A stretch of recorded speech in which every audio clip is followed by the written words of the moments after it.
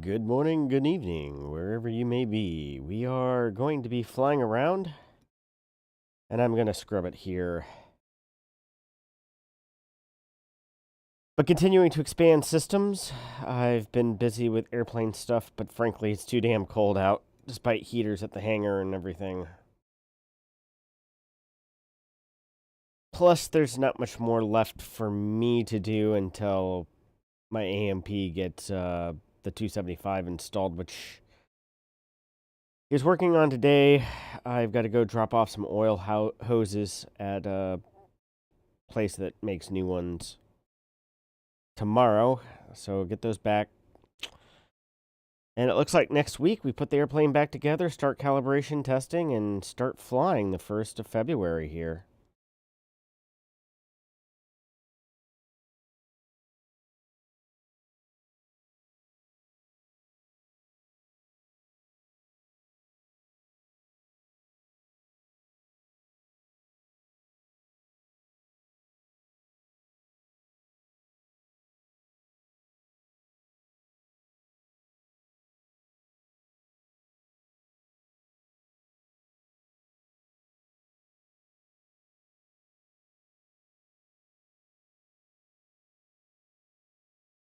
Oh, I don't have Super Cruise.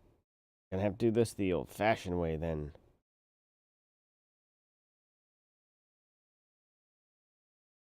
Yes, we're gathering supplies to build a new station.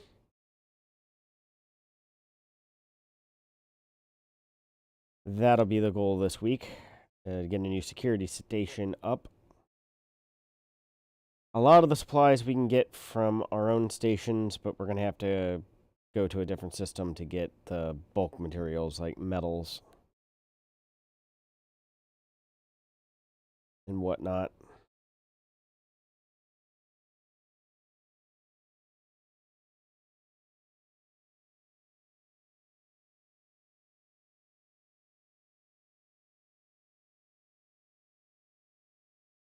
And we got to keep our faction in control here.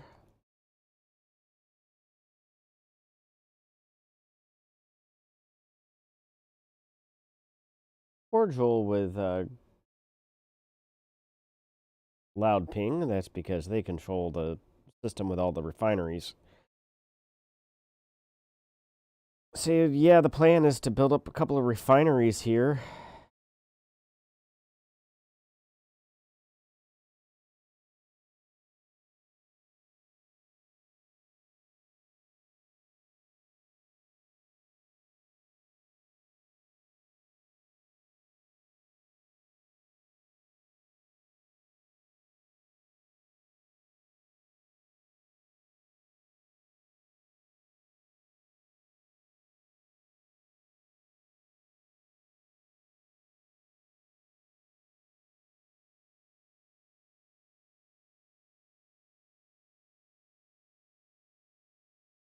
But we need a couple of resources and, buy HIP 115846, yeah.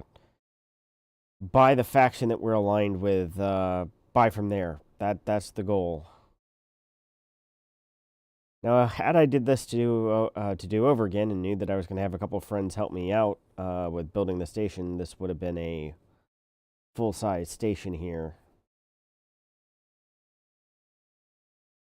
But as it's not,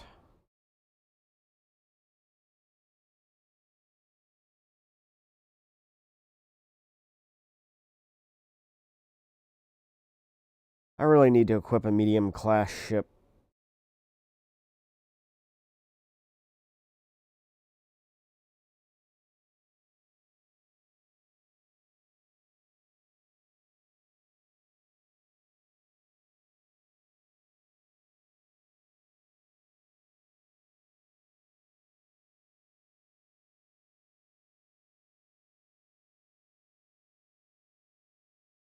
Yeah, this shouldn't be an industrial outpost. It should have been a colony outpost. But you live, you learn.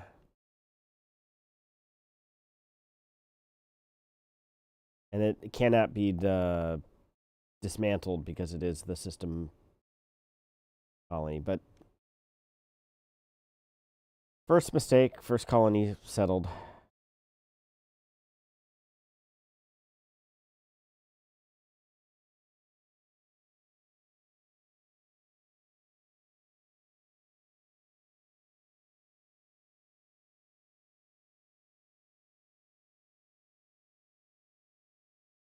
All right.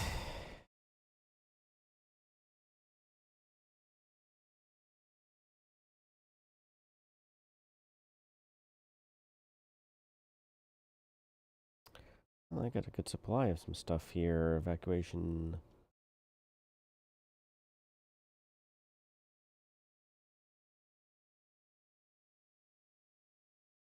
I guess with a produced by.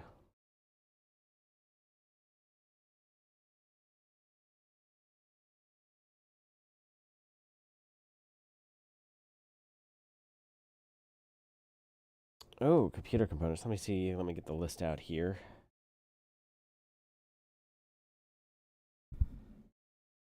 That I wrote down computer components.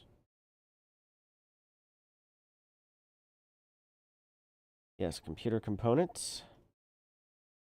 We need 31 of those.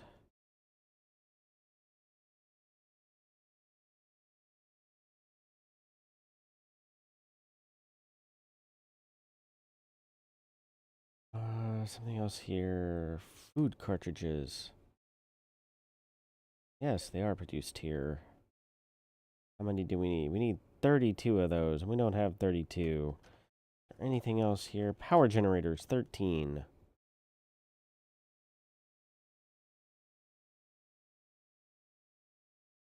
Hold on.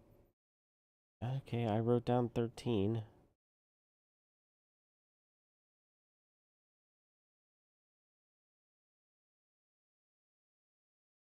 Water purifiers.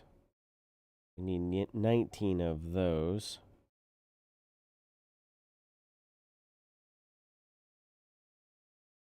All right. Well, we'll do 8.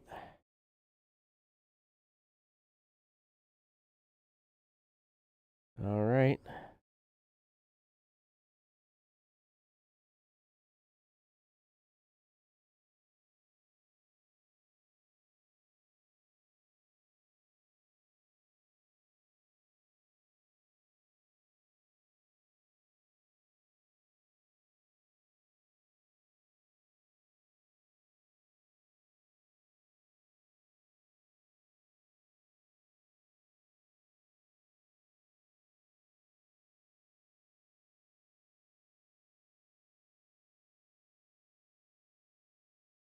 Ah, man, other side of the planet.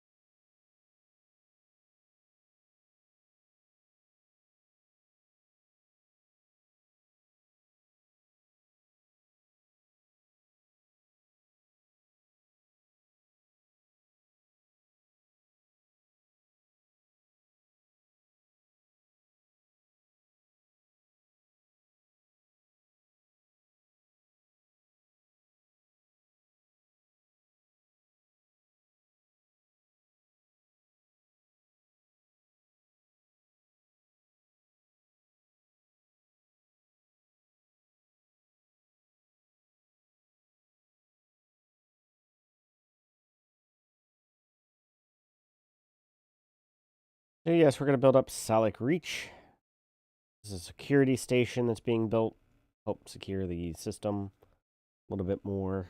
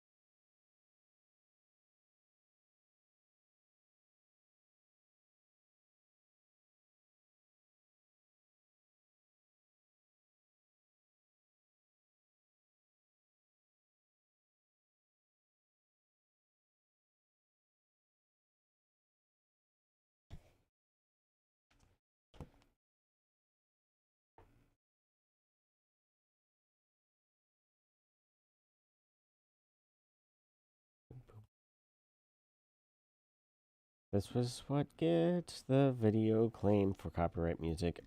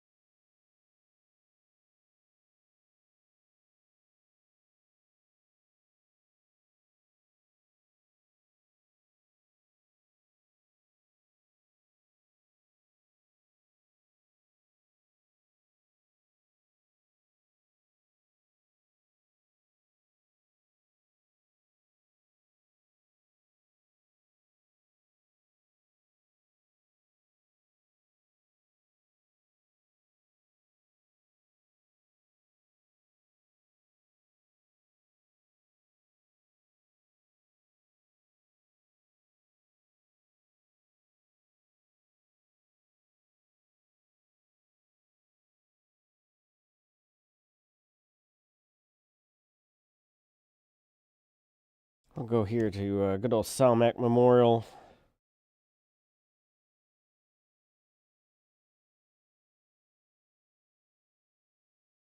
Get some non-lethal weapons and whatever else we can from here.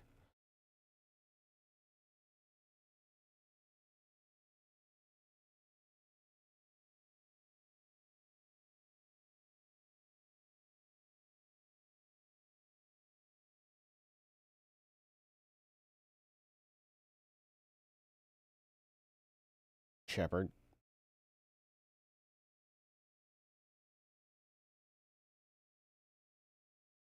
Two Crusaders. We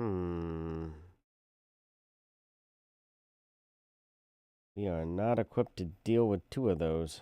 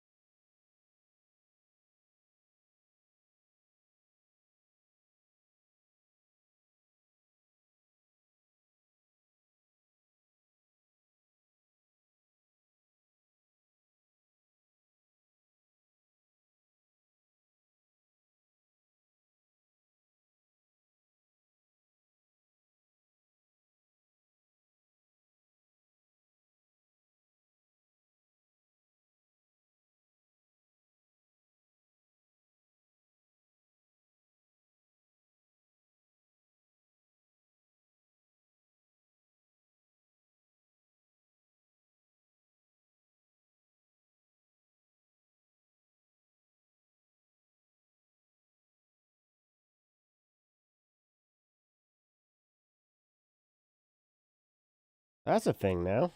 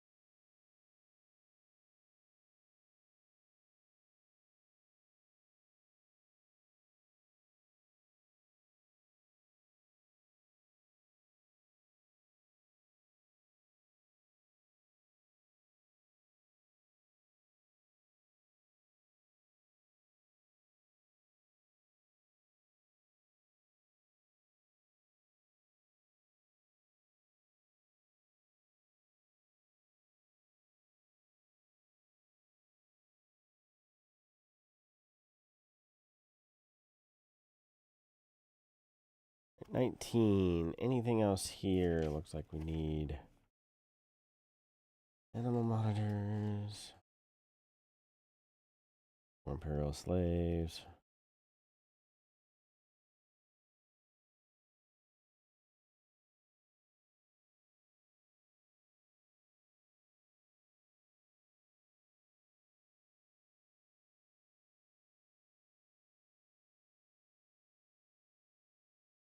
Oh.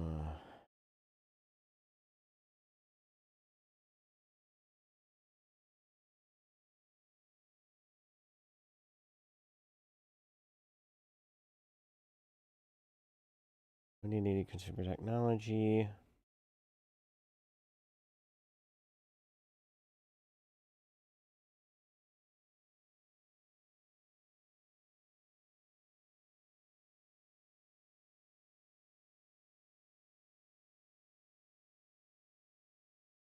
E-cells. I remember that was...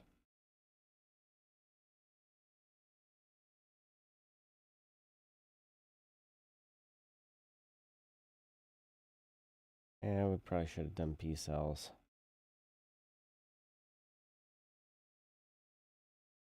Oh well. Live, learn.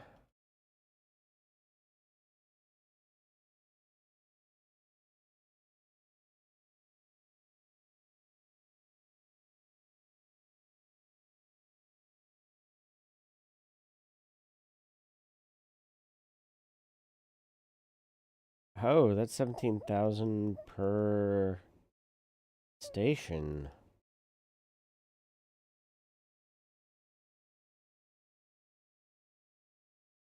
Okay, then.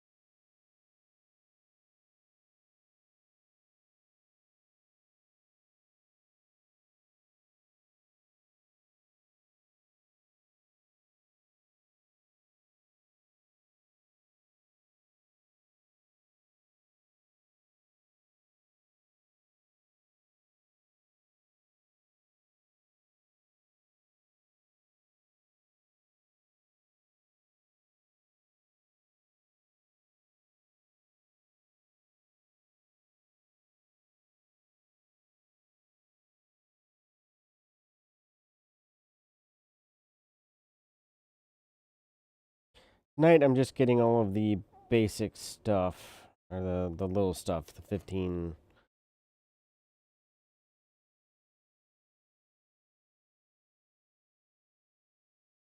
Then we'll go to the Panther clip and get the big stuff, or to the large quantities of stuff.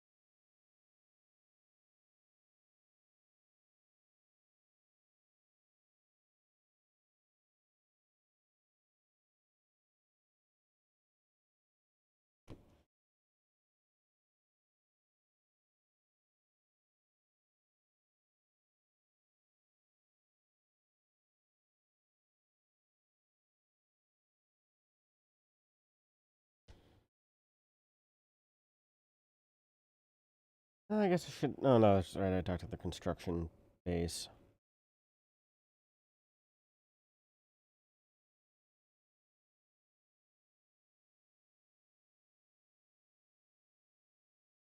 I got non-lethal weapons.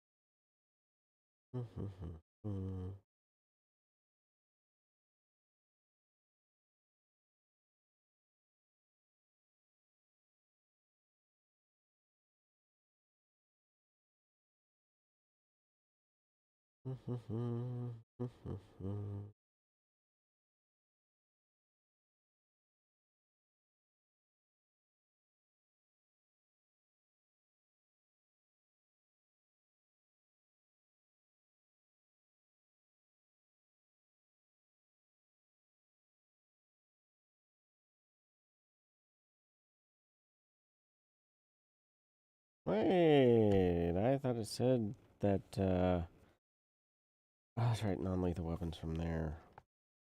What do you need at Reaper? Water purifiers.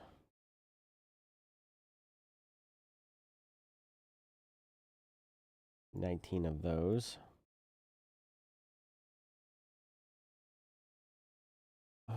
Anything else?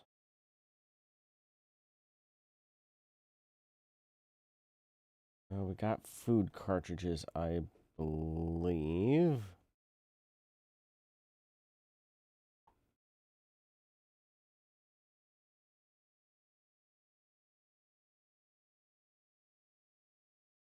Yeah, let's go ahead and check the map. Do.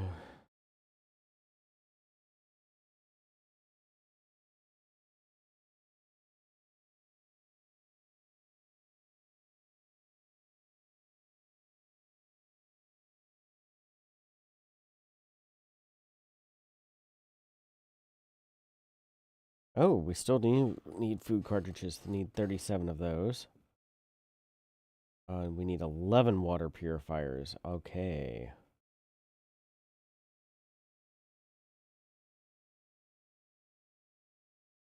Okay, then.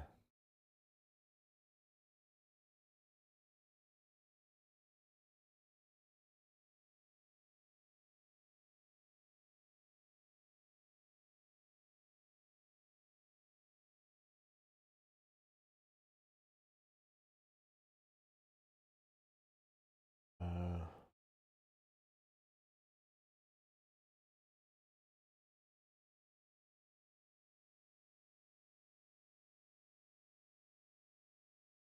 37 of those. All right.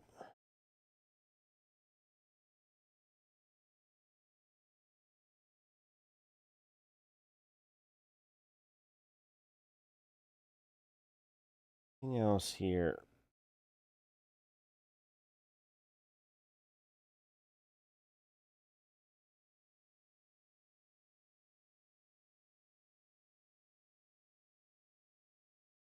Did we do enough power generators?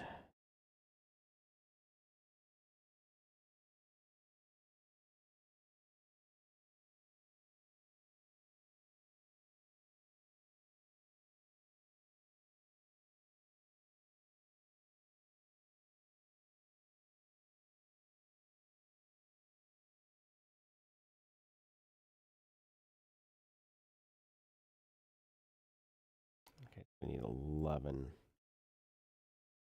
All right.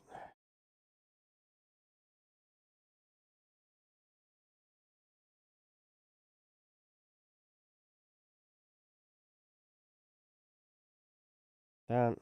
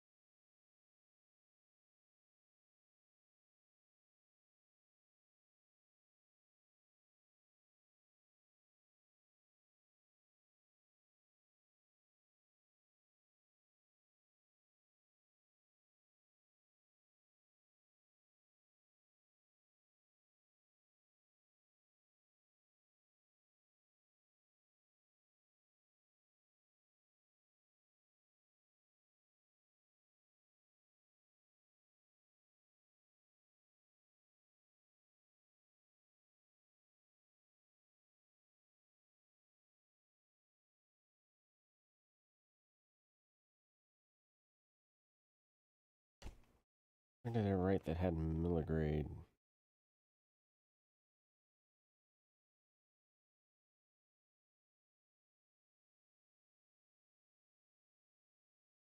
All right.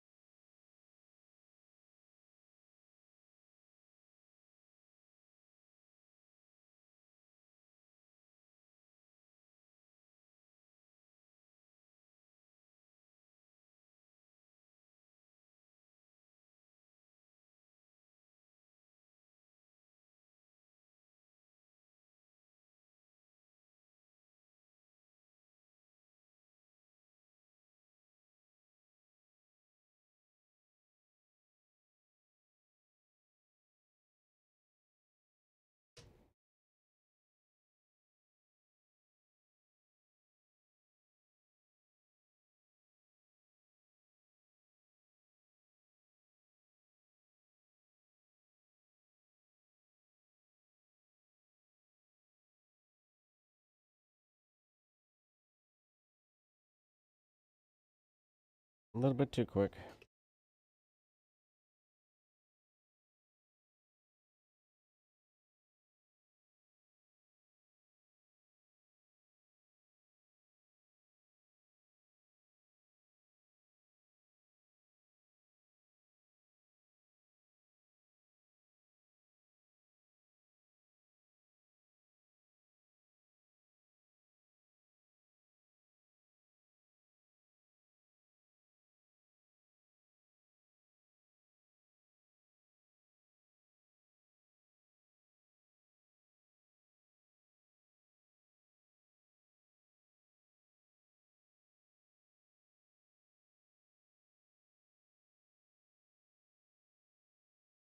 Do, do.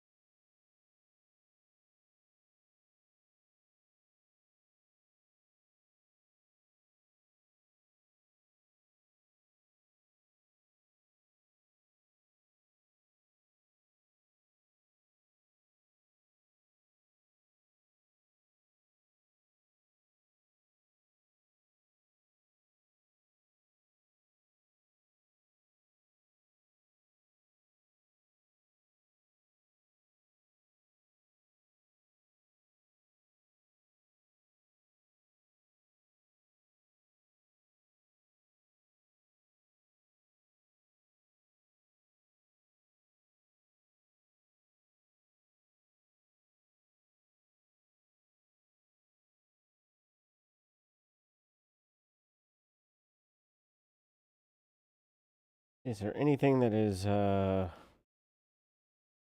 consumed by Castro Station? Oh, clothing and domestic appliances. Food cartridges. That's not bad margin if it's 625.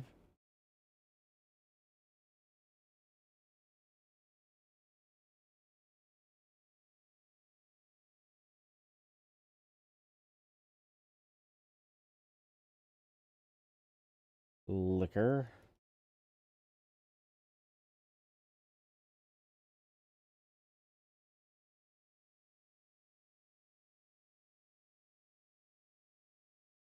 Uh, 900.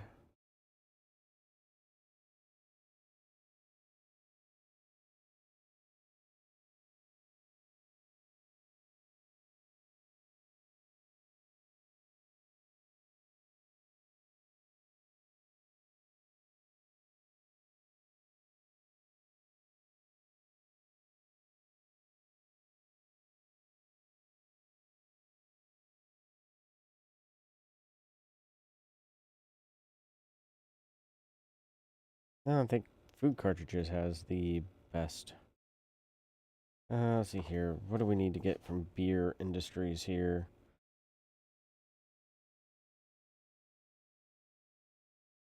Uh, insulating membranes.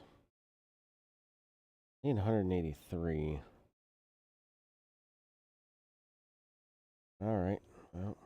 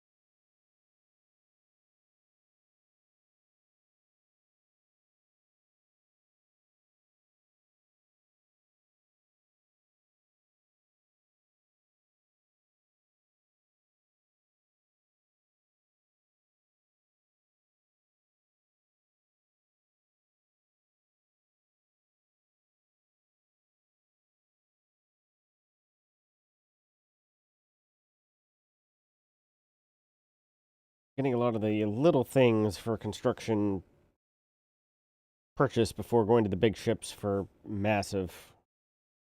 When we need to haul steel and an aluminium.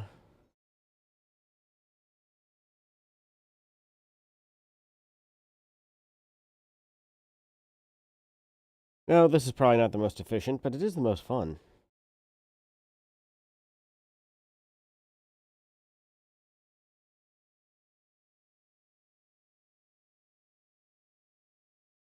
Oh, come on.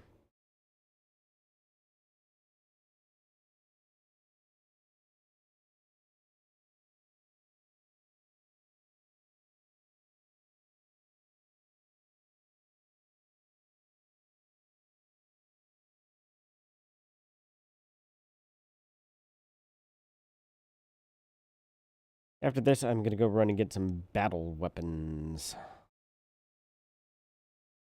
Knock that off the list.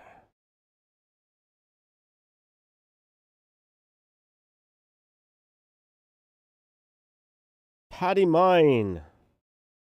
Oh, potty. Oh, you're clean. I think we've had some run-ins before. Uh-oh. That's not great.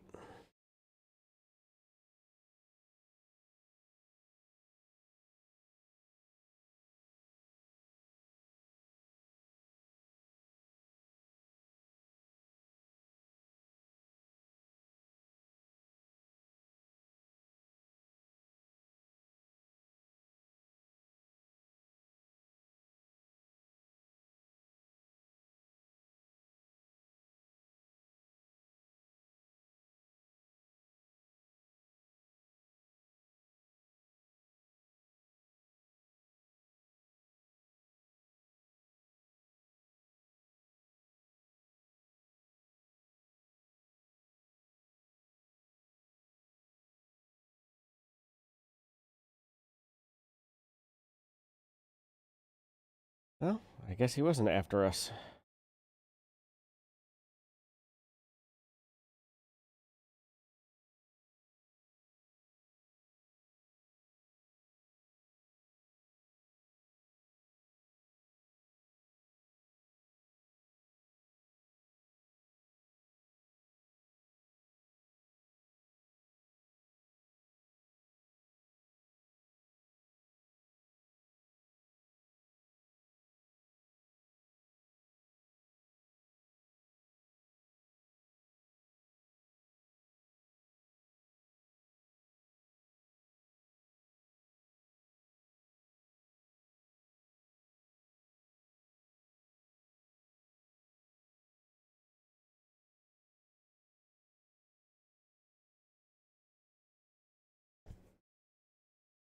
Boo, independent.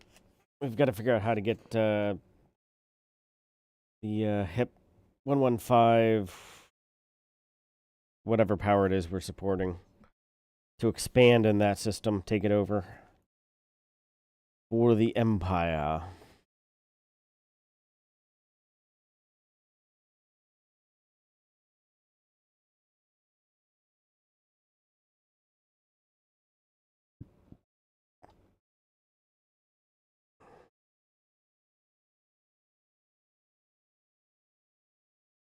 And well, now we got to go to Communist Sanctuary.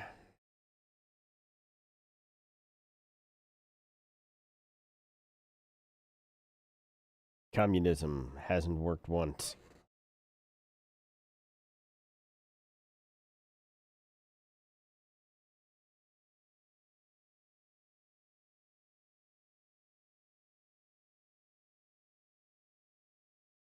Oh yeah, I saw about 4Flight. Yeah, I use Garmin Pilot.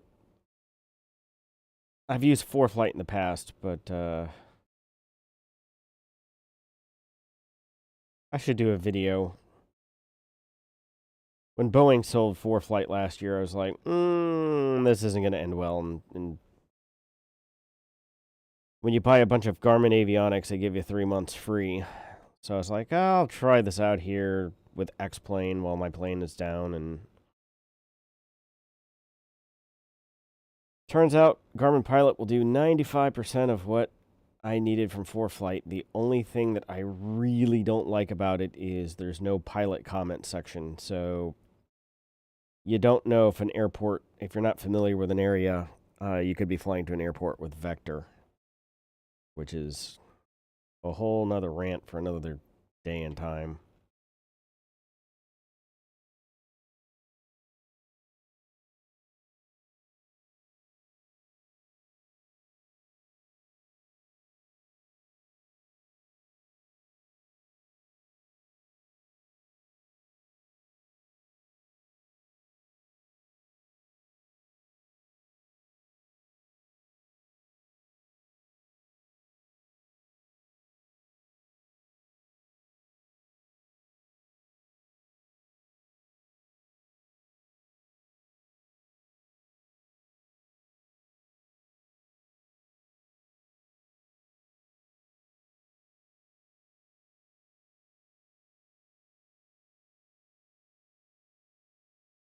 I hope that's a feature that Garmin adds, but we'll see.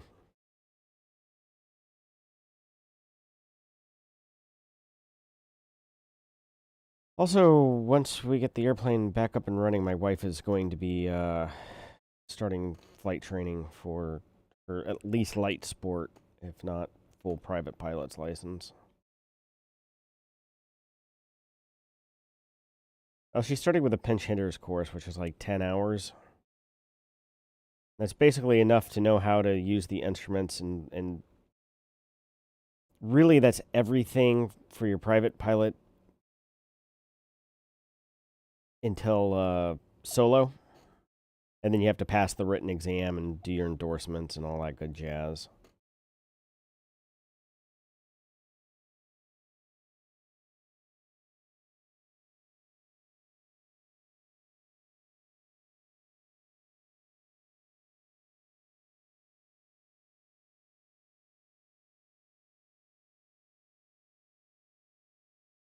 Shouldn't Castro Sanctuary be red? You know, like communist red?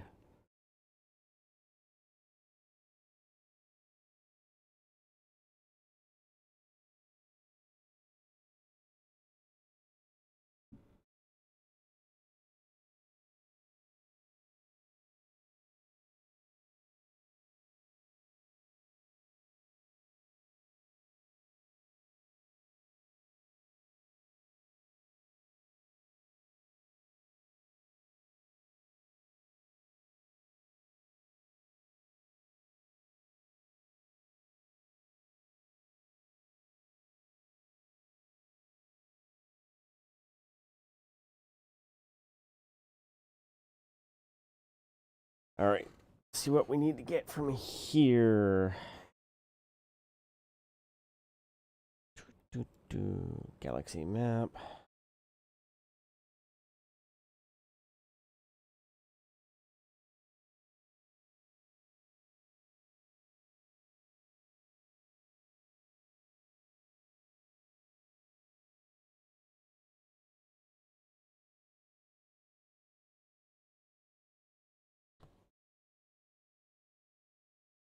Oh, maybe it was insulating. Let me see here. Castro.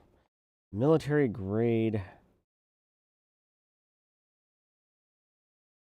fabrics. We need 19 of those.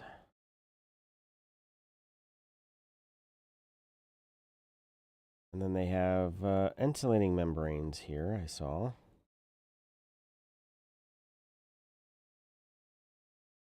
I don't remember. 177, I think.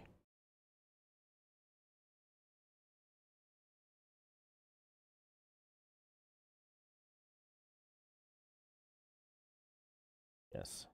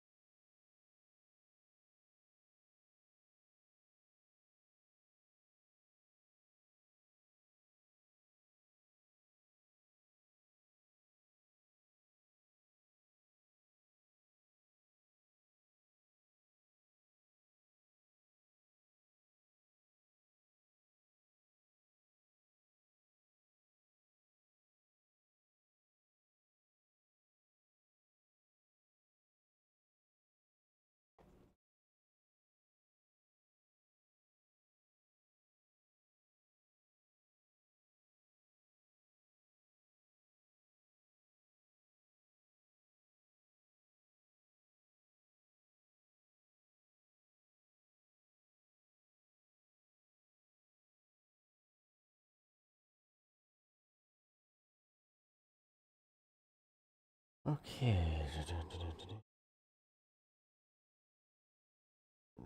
Insulating membrane, liquid oxygen, military, non-lethal weapons. Alright, get those generators. Combat stabilizers and... Alright, Inara. Where are my combat stabilizers at? Okay, so battle weapons.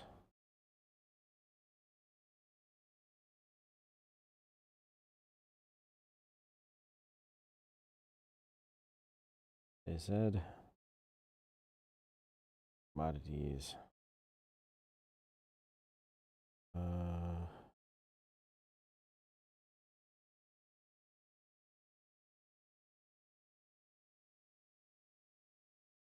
Boulder City.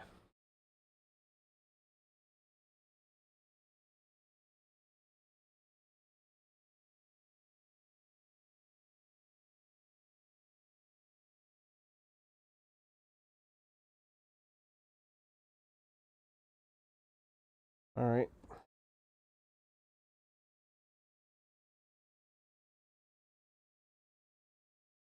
Now to find this Caldar City place.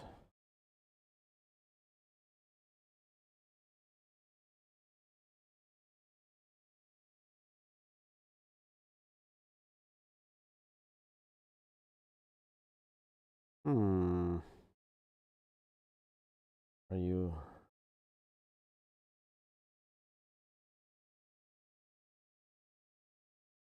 Caldar. Caldar.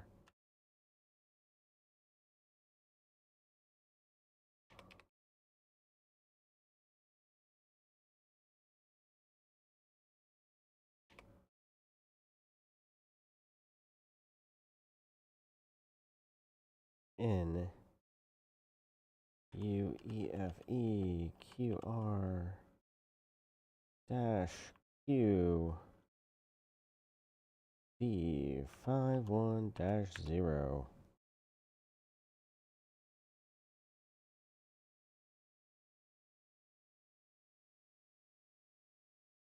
A couple of chumps, military, industrial, medium security.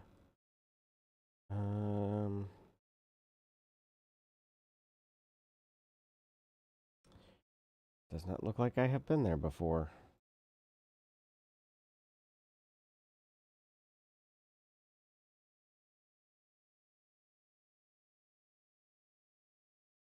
All right.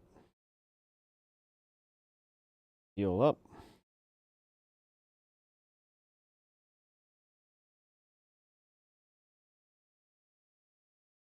Maybe the system got renamed, or the station got renamed.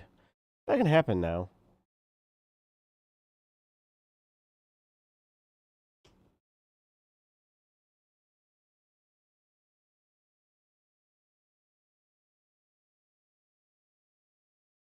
Yes, I am an open play.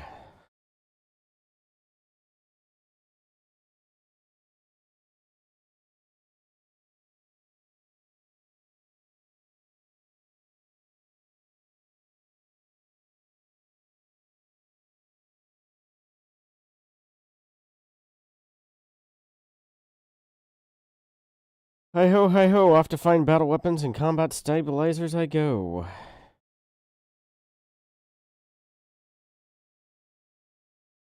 Then I'll switch to the big ships for the rest of the stuff.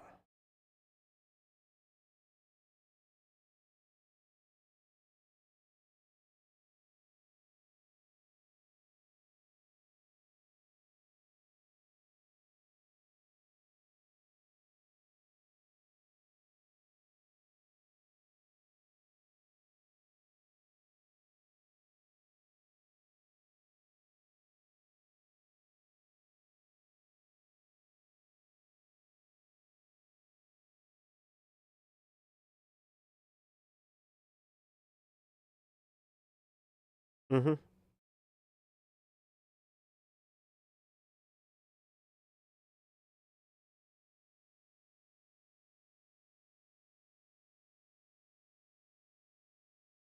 Building a security installation to improve the security of our second system. Oh, let's see here.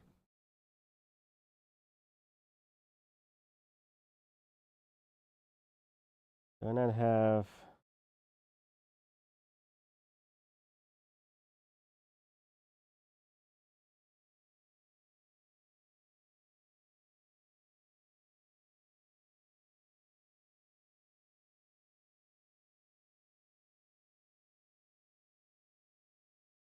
Might as well honk.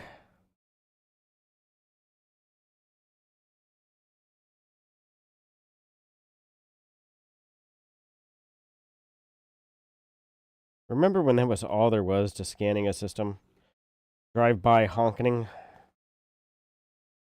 2013 Elite Dangerous. We have come so far, yet so much more to go. It's gone from the depth of a puddle to the depth of a small creek.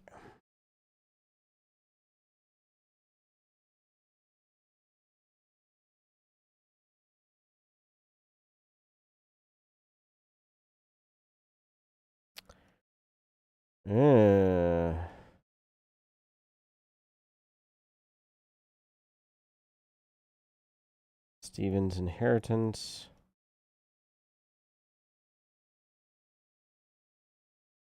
So, supposedly this should be the station that has battle weapons.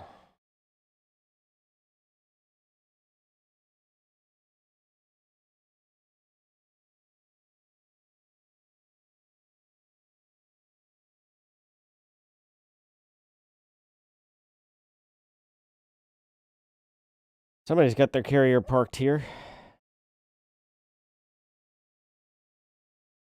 I wonder how much wailing and gnashing of teeth if they'd ever allow a way to attack and force player carriers to retreat. And force them to go repair.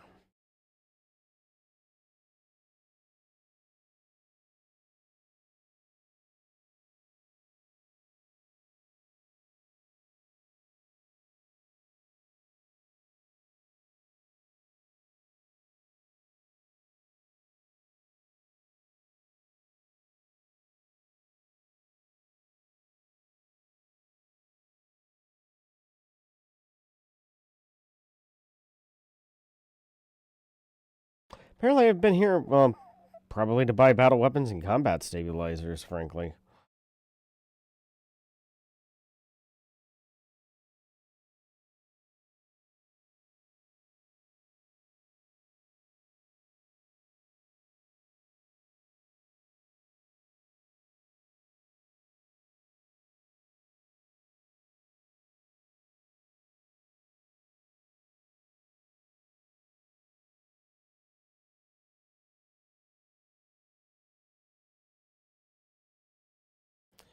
But we need some more construction points to build a starport refinery in the one system that's extraction. Once we have that, then we basically, as a squadron, are self-sufficient to continue to build out colonies using our own resources from our own system. Without having to give those loud ping LLC guys business. Yeah. We're protectionists. Mercantilists.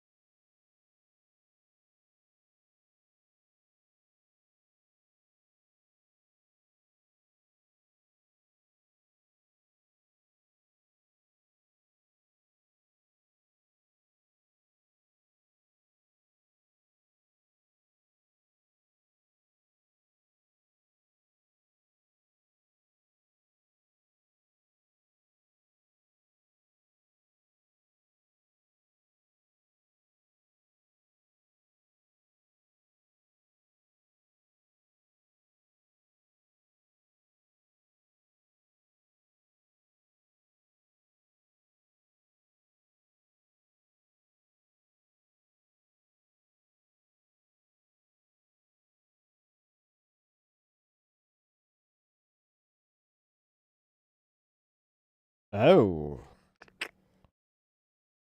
I see.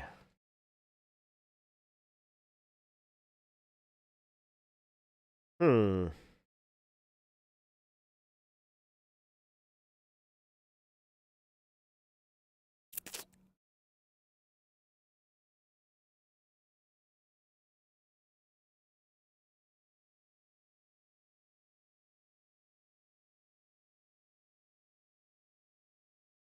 Okay, so that didn't work.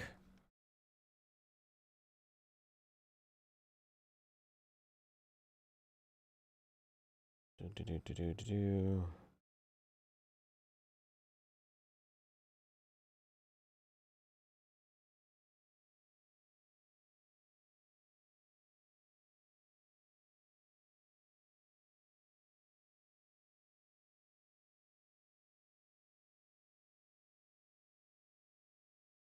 All right, so hip 1290.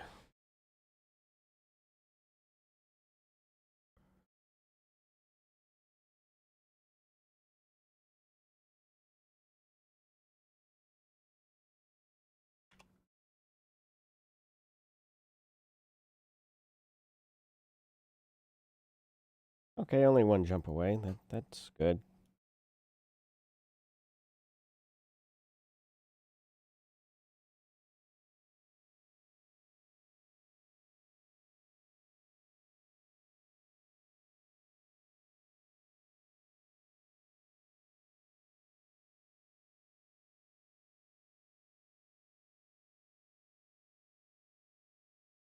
So hip 1290 apparently has two stations there that should have what we need. But I think they're both planetary ports.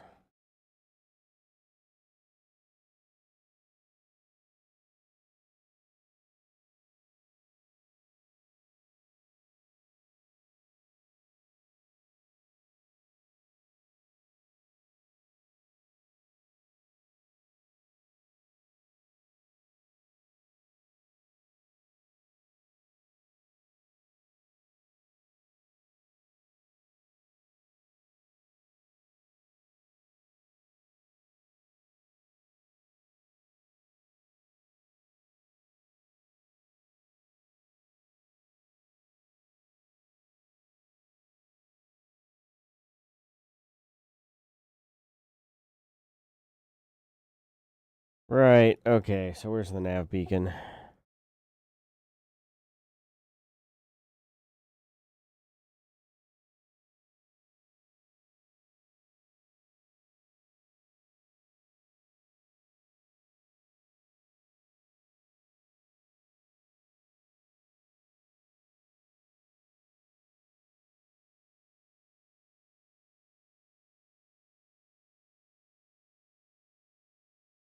Go to the nav beacon here, scan it.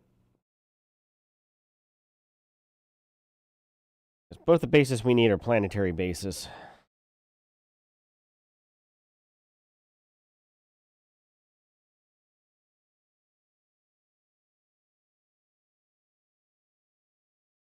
Not many players out in these parts, at least not in open.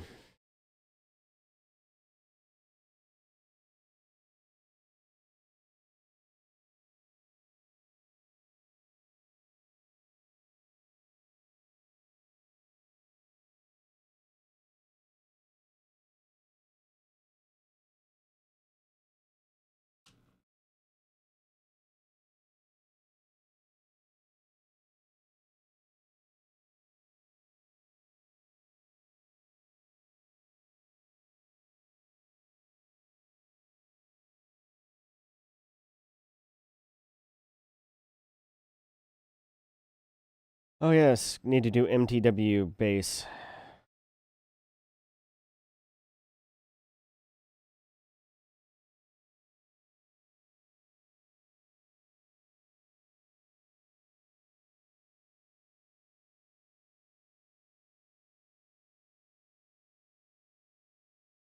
All right.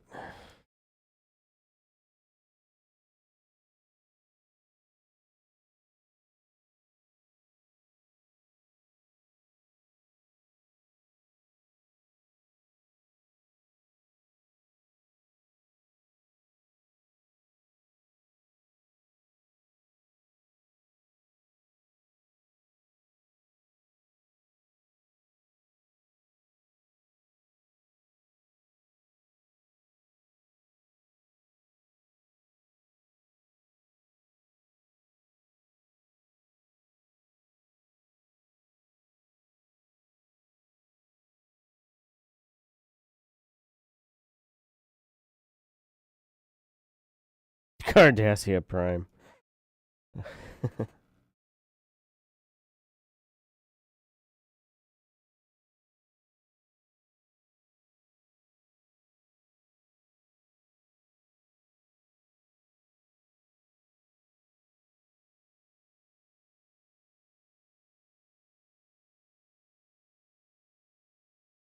Pharaoh.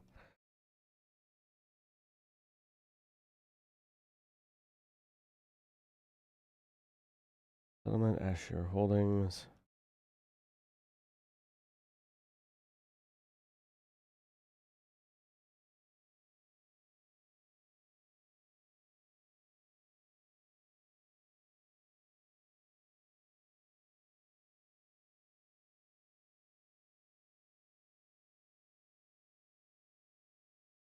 Share Analysis Institution. I believe.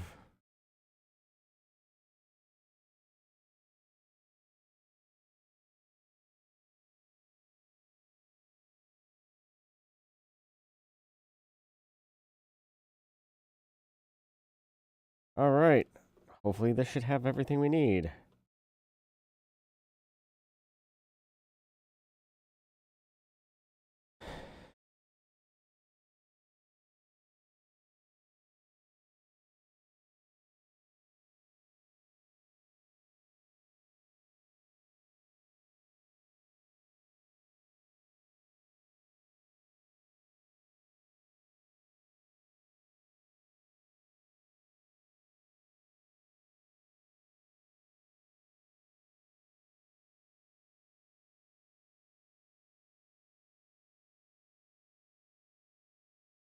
That is a cool new feature.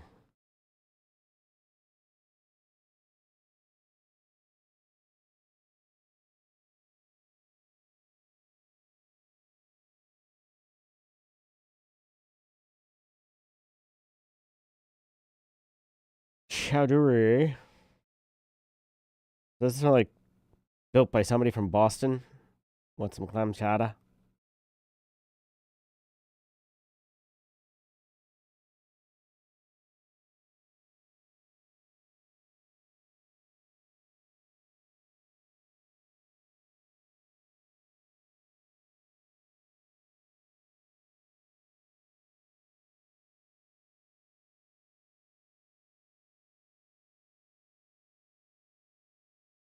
App Scout versus the Mark V. I don't know.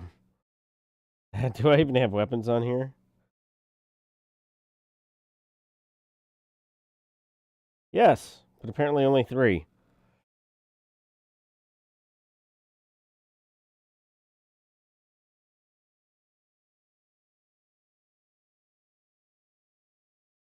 Heading to the dark side of the planet. Do I need to,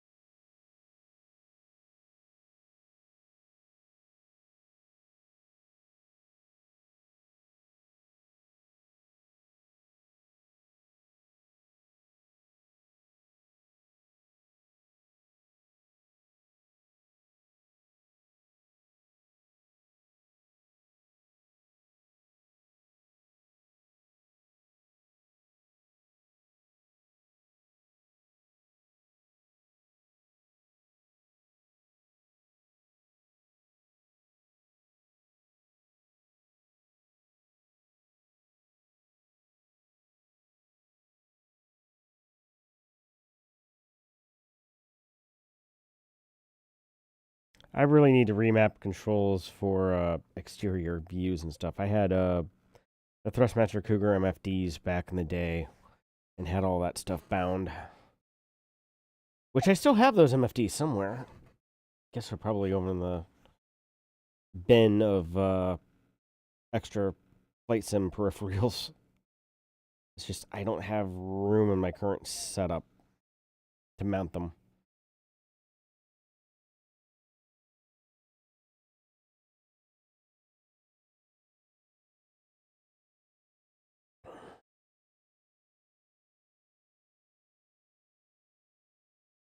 Hallelujah.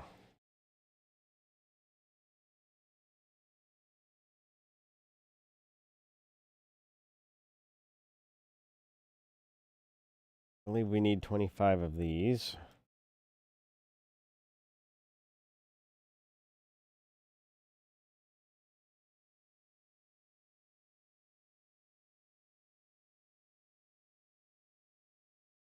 Do-do-do-do-do.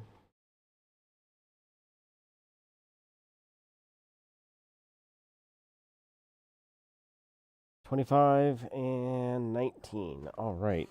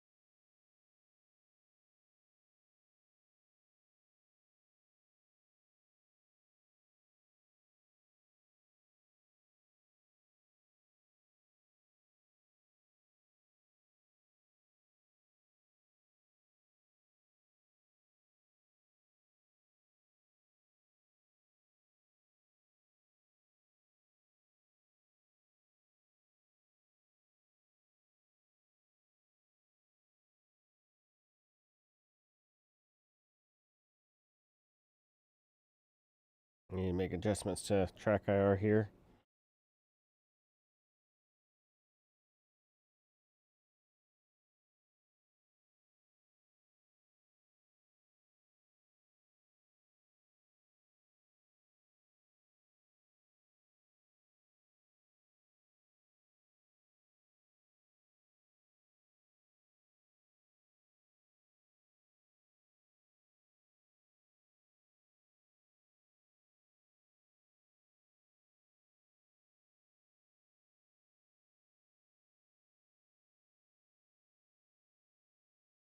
I doubt that dolphin's going to be very hostile, but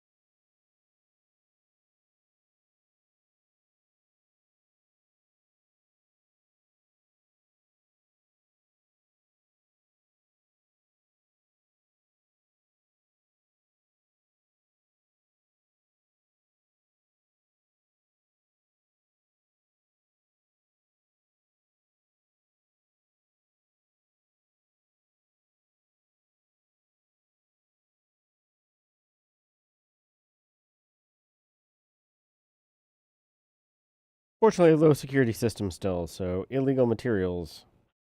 I know, illegal cargo. For a security station.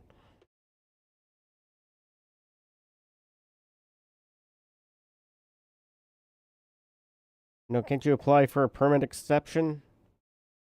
I know, is it like a FISDO and you apply for a ferry permit? Uh-oh.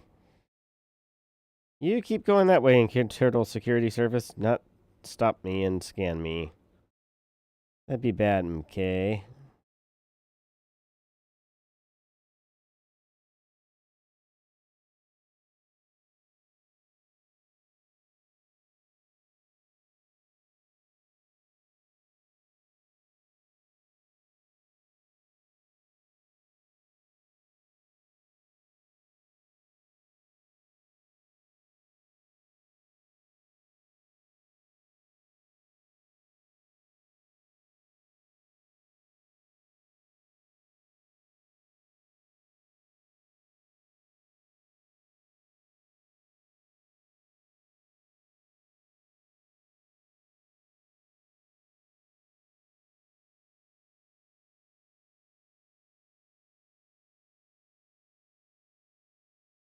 I think after this, I can go get the Panther Clipper and start hauling the massive quantities. I think we should have this station built by tomorrow, or at least all the supplies for it.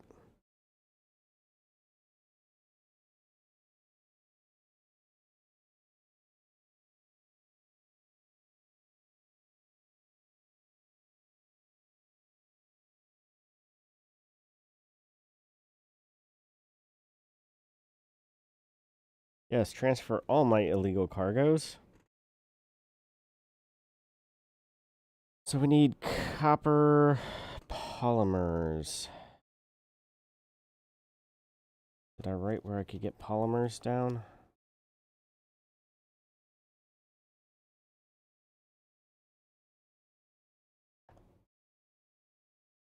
No, I did not.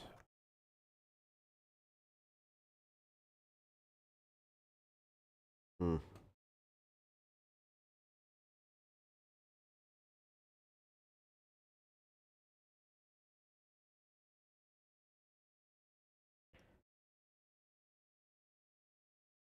At Devario Station.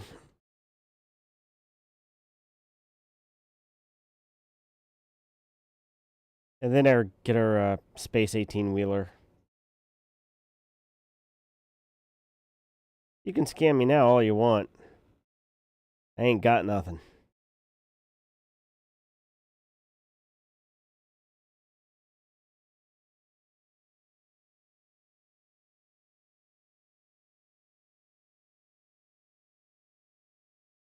Guess I need to build a security station over here too.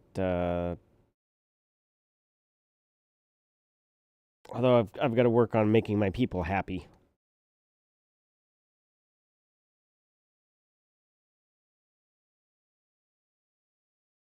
Maybe building another medical station.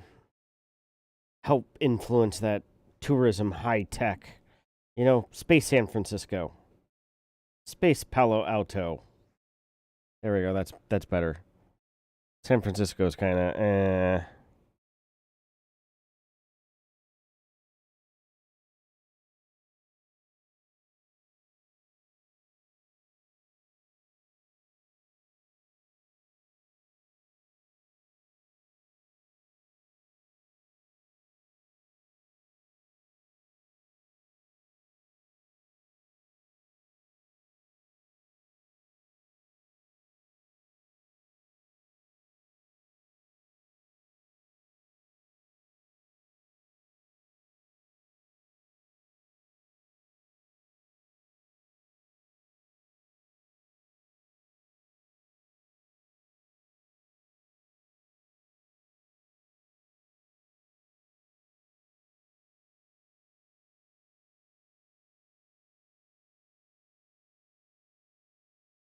Oh, Space Adder, please pull me over. Please pull me over. I could take you.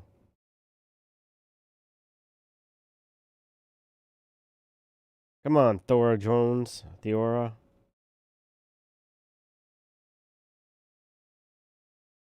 How badly are you wanted? Oh, only 54,000.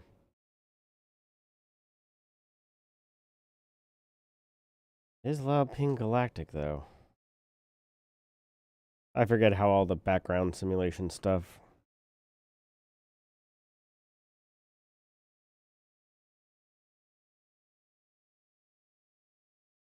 But we want to discourage their further encroachment on our system.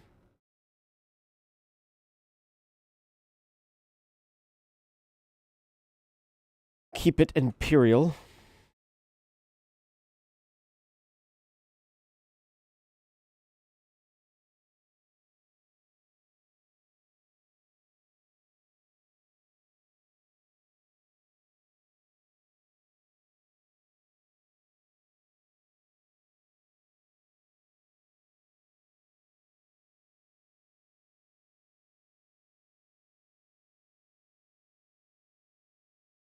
Yeah, let me make it through, make sure I don't get hit by Gallagher's hammers here.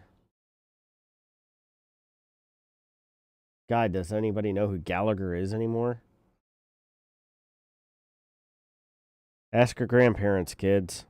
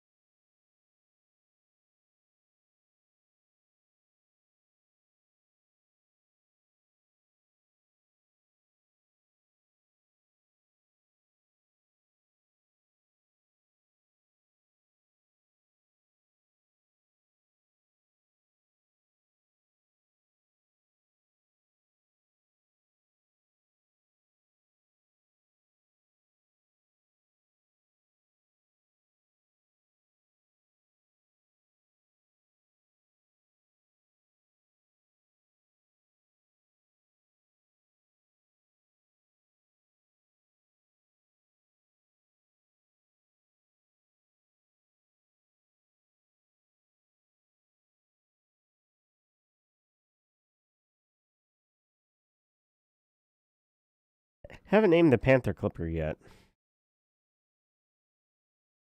Rubber Ducky. That's what I need to do. I need to get the yellow skin for it and call it the Rubber Ducky. All right.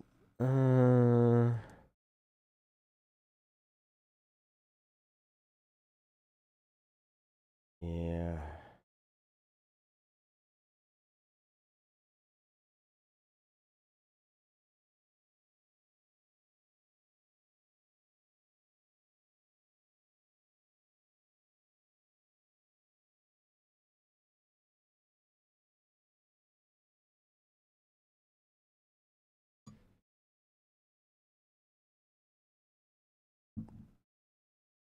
Well, at least I still have some friends.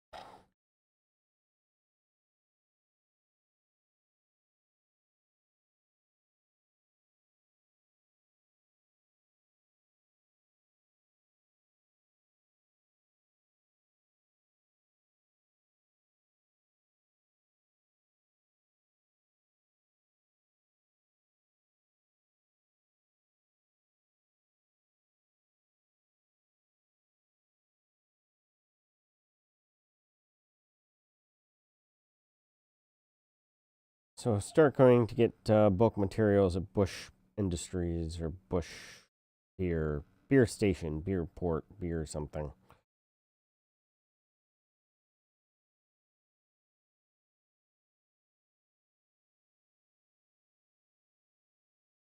Beer beacon.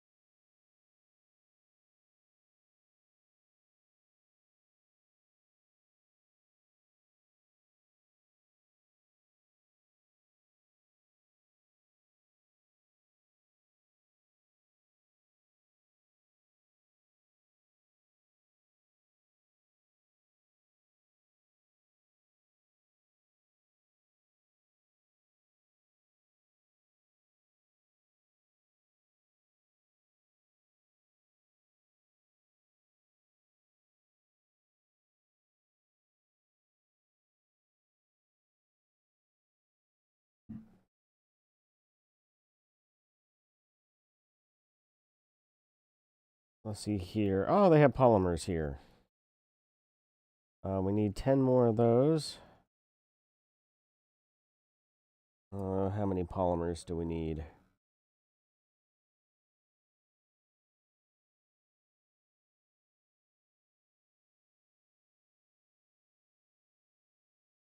$243.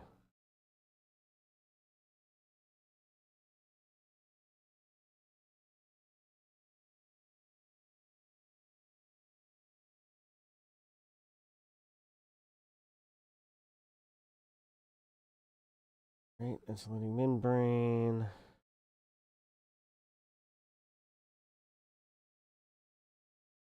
Copper, I think it's 122.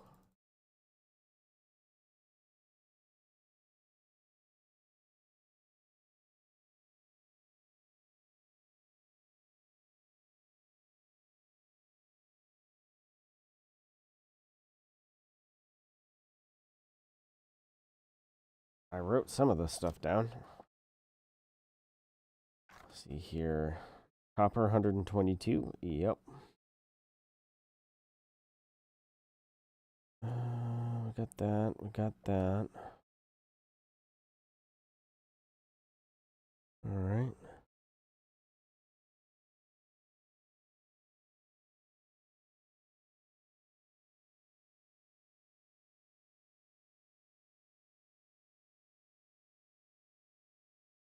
So have that ceramic composites.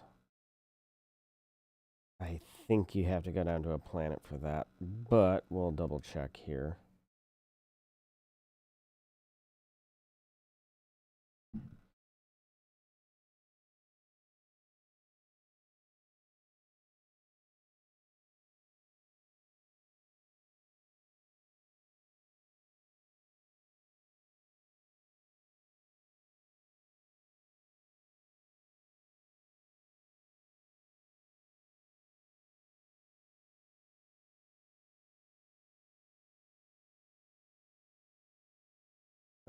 Let's see here. Produced by Bush Industries down on the surface. Okay.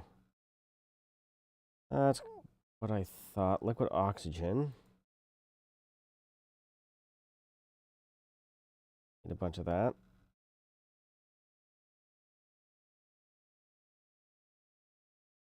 All right.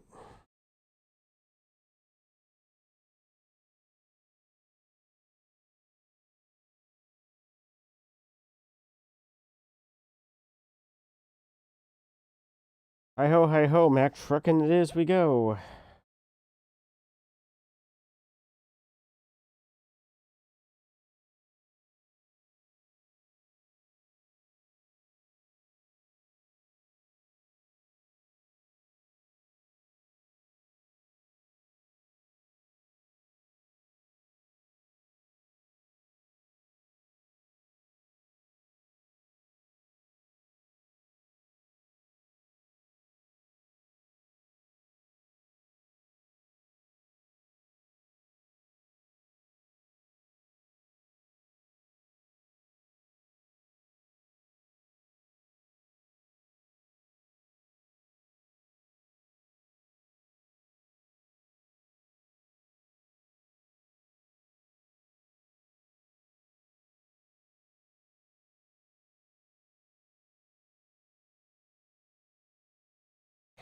I guess I need to engineer the ship here eventually, but I need to get more mats.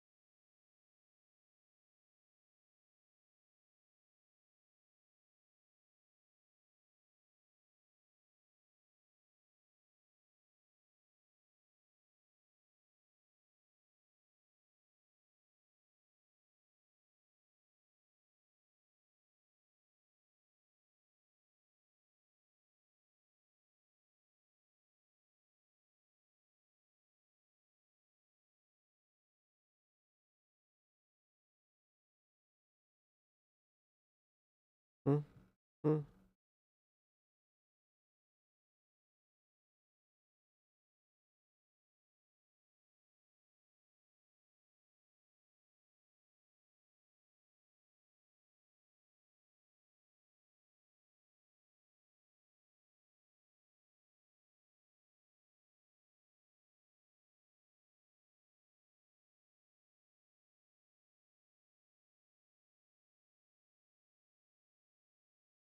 All right, 857 liquid oxygen.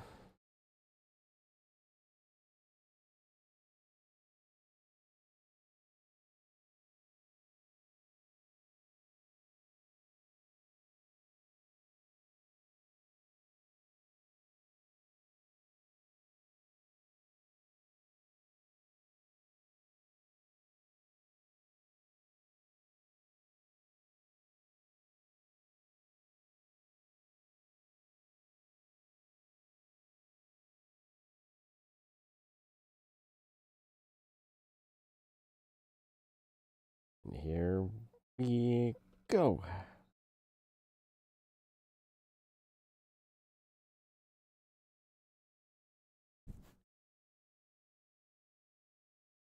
Right, 857 liquid oxygen. We'll have that done. Then start hauling steel. It's only 2 or 3 trips. Let's see in the next 45 minutes how many trips we can get done. I bet you we could probably get steel knocked out.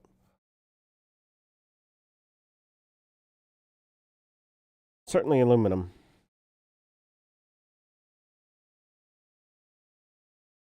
We may haul aluminium. I'm waiting for some 6061 to get in for panel, aircraft panel. That's kind of annoying because that's like this week, today, my AMP finished up the 275 engine information system installation minus hooking in the transducers because I've got to get new oil and fuel lines made. But I go drop those off tomorrow at a place that does them for airplanes. And we're going to go ahead and just do a fresh annual. Annual's like June, but those will move the annual to March. So plan is get everything together, get the new IFR certification. And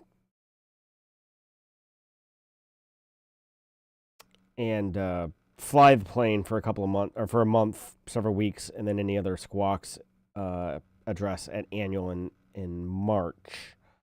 At which point, we're going to be gone for 2 weeks, and we're not flying our airplane. We're flying commercial for that because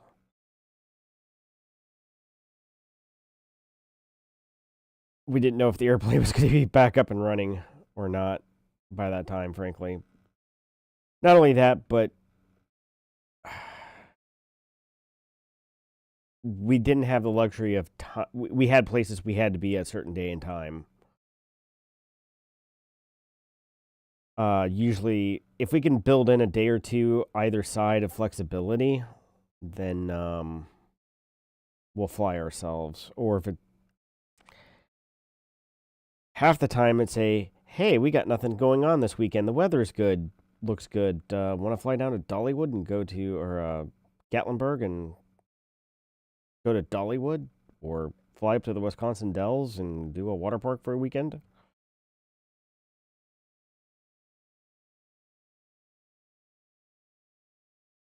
But I've also got to get an autopilot put in the airplane at some point this year. And then after that, putting on wheel pants. And next year's annual, I plan to put on gap seals for the flaps, ailerons, stabilator.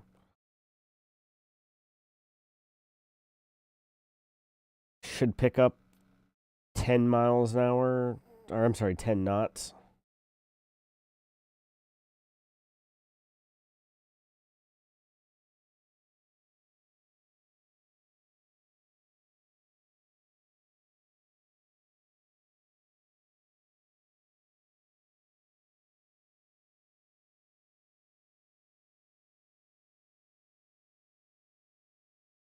I'm looking at the Trio and the True Tracker Aero Cruise 100.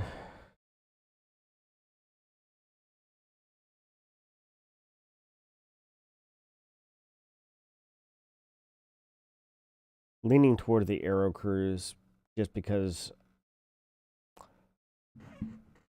Trio is supposed to be redesigning where their roll servos go for a Hershey Bar Cherokee.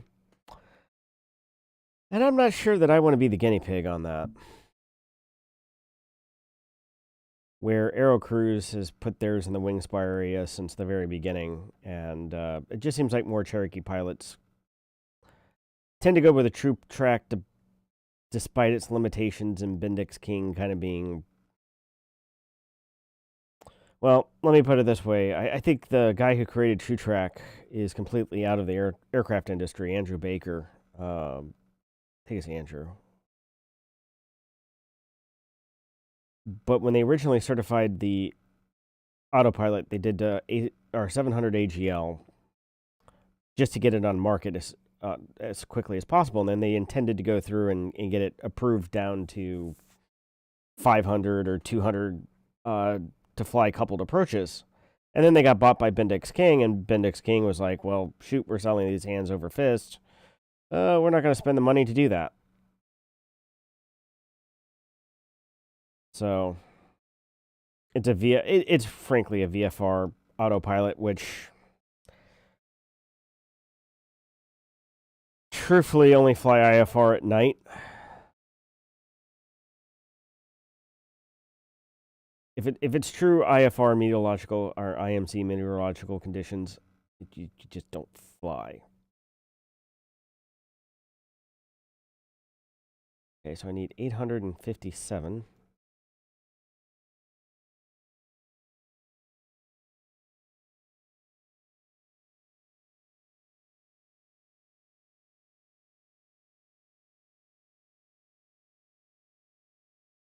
Eight, 5, 7. Bye.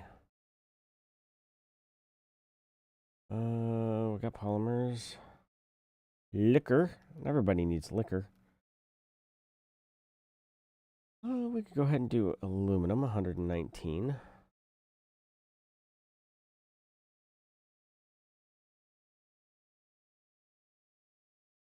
Let's see if we can't at least get aluminum done here tonight.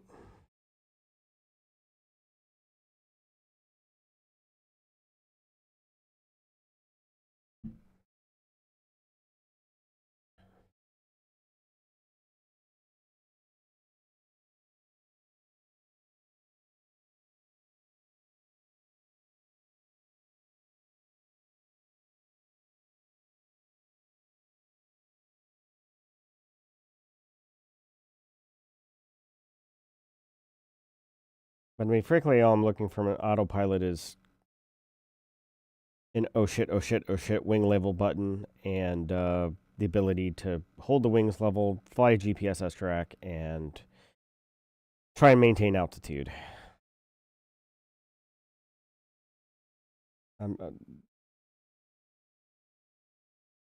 Well, then there's technically it's capable of flying coupled approaches, but not legally.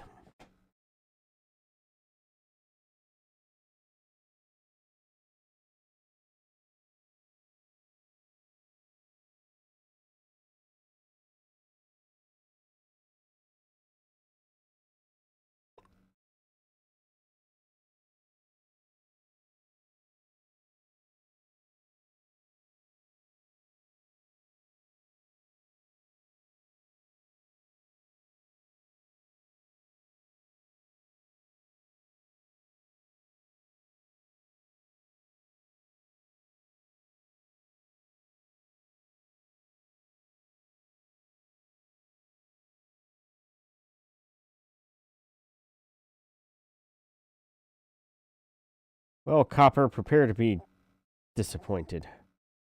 No onion head today on board.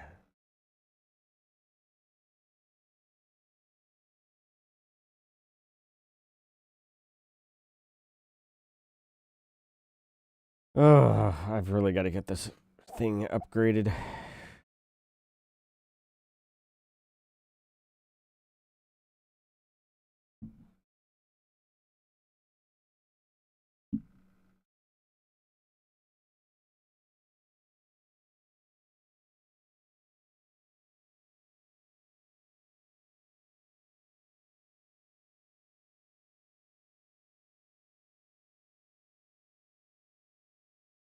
Maybe I'll go to midnight. I wonder if I could have the station done by midnight. I think I got all the complex stuff.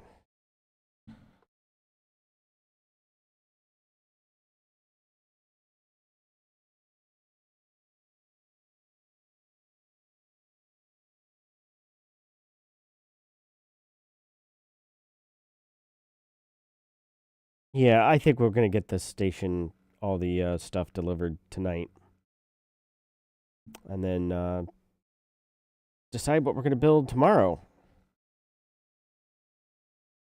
and Wednesday. See if we can't get all three station or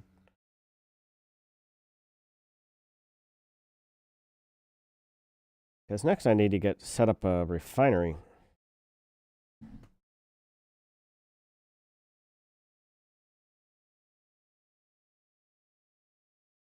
Come on.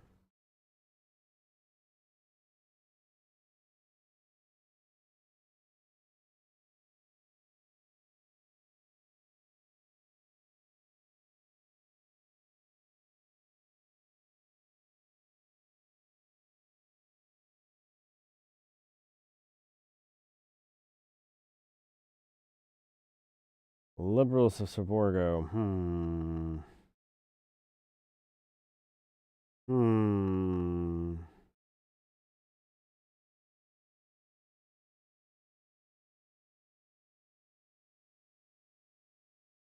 Okay.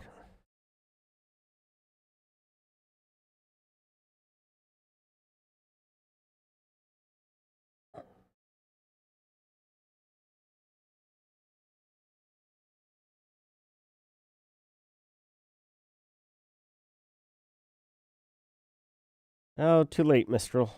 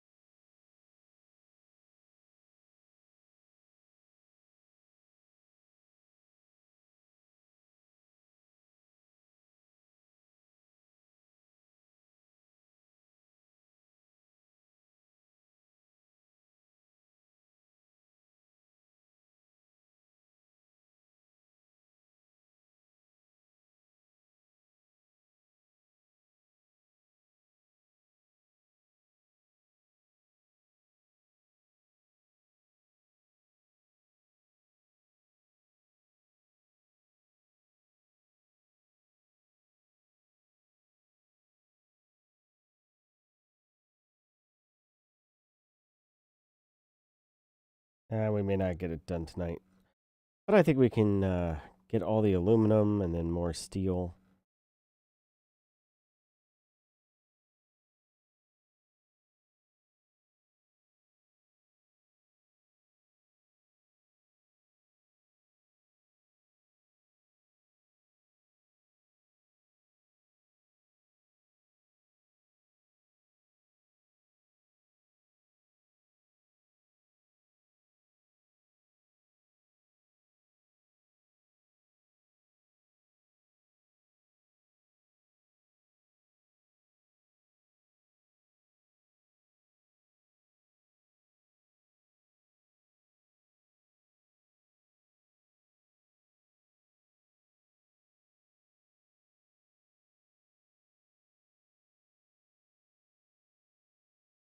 So Starways.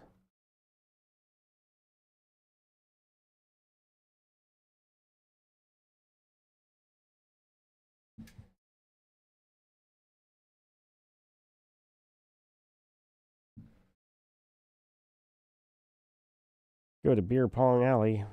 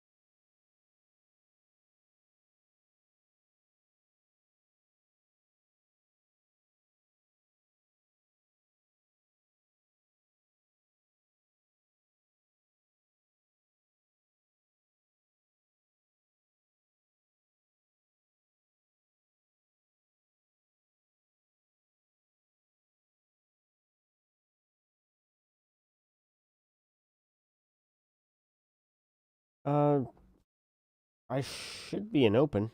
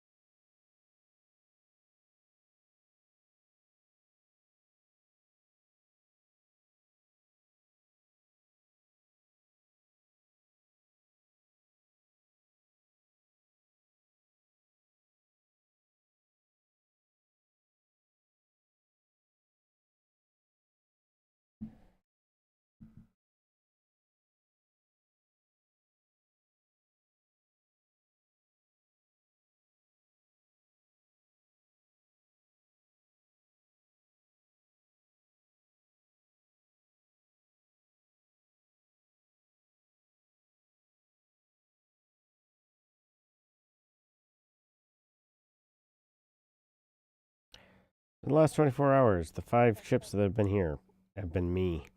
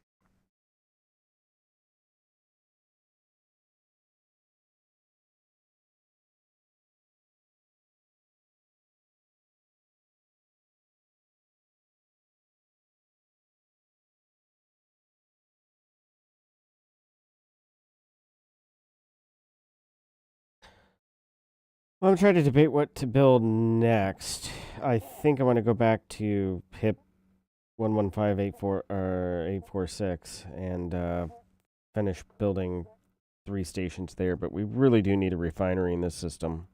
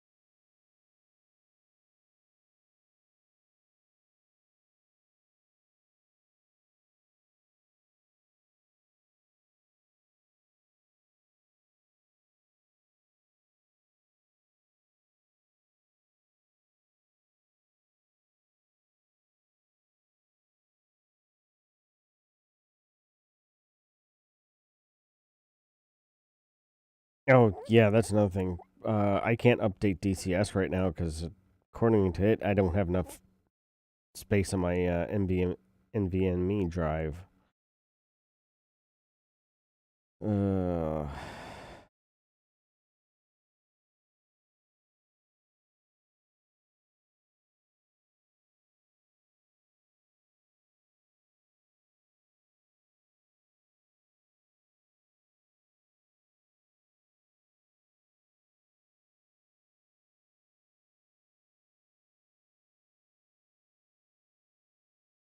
all right, 679. We will have all of our aluminum.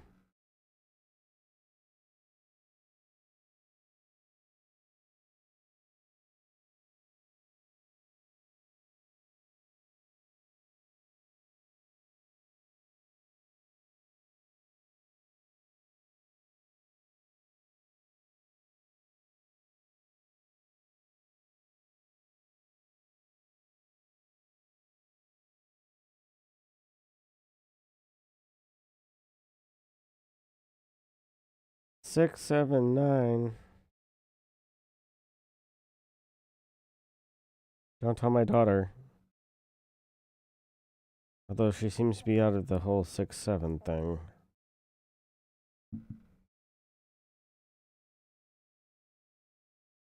Thank God.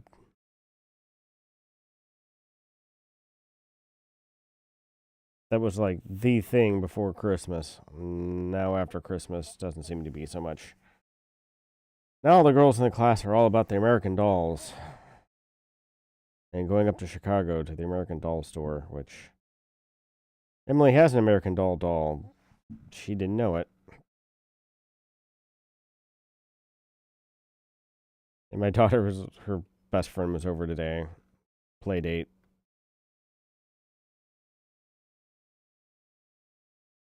Her friend was far more impressed with American Girl doll than my daughter was.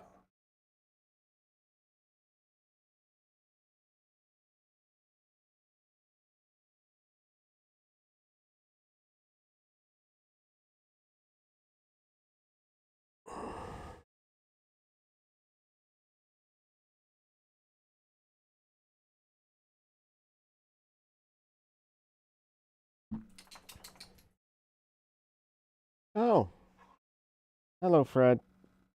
Are you saying it's time to go outside?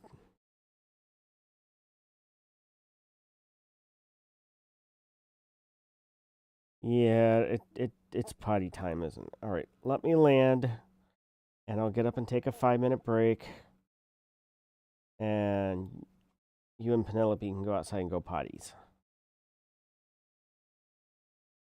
This is our trusty flight engineer and stewardess here.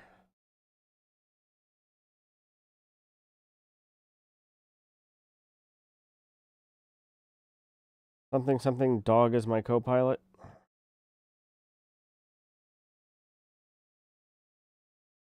Fred is a boxer mix. Penelope's just a mutt. Oh no, we did the DNA testing. Fred is like almost a perfectly third boxer, third Great Pyrenees, and third lab. Looks like a boxer with a longer snoot.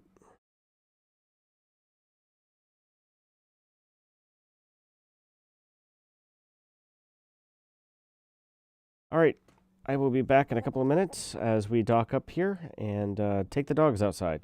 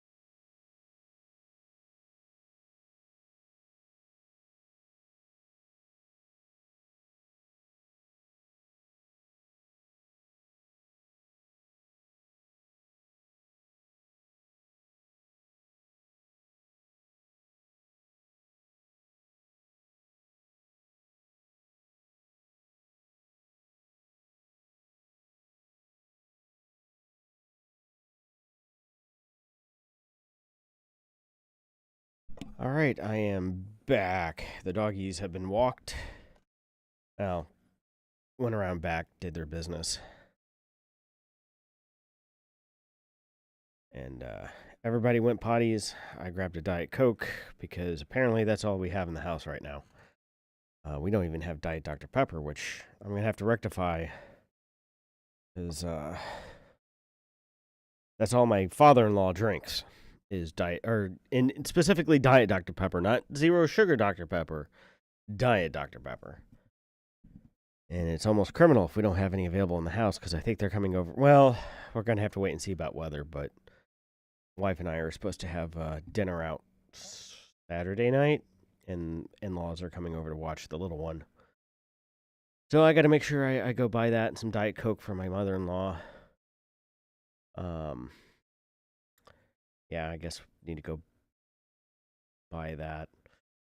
I don't tend to drink a whole lot of soda anymore. When I do, if somebody has wild cherry Pepsi on tap on fountain, I'll break down and get it. But iced tea, on the other hand, I drink that by the gallon.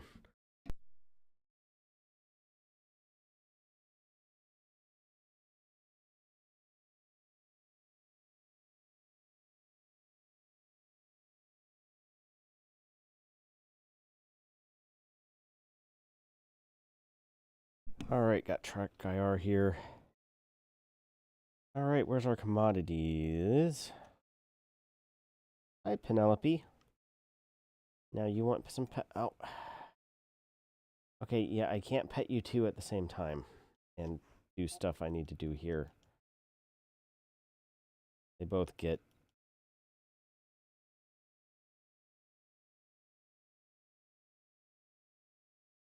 So 679. 6767. God, I hope my daughter doesn't see this.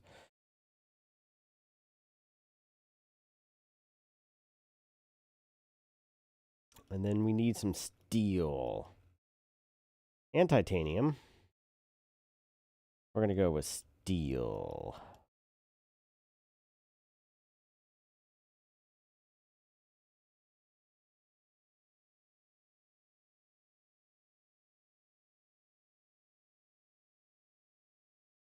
I do like how they redid all the commodity screens and stuff. It is a lot easier. There was a little bit more hand holding now, which I don't think is necessarily a bad thing, but still.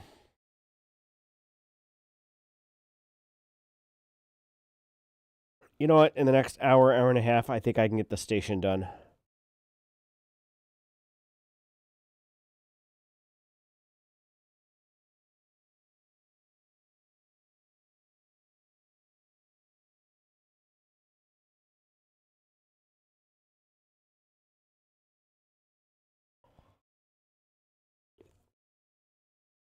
Then maybe we'll go scouting for planetary bases or something.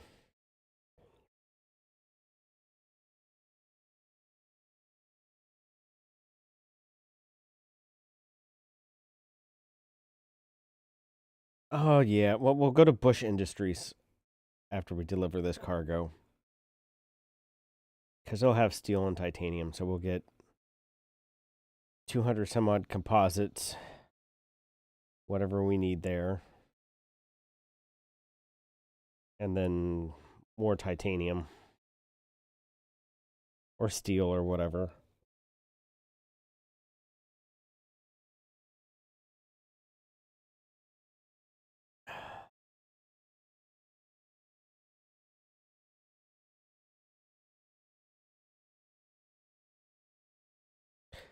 Oh, Fresca. That's the other, like, diet. Is that a... I remember back in the day it being a diet soda, but now it's, I guess, sparkling water or something. What was the other one?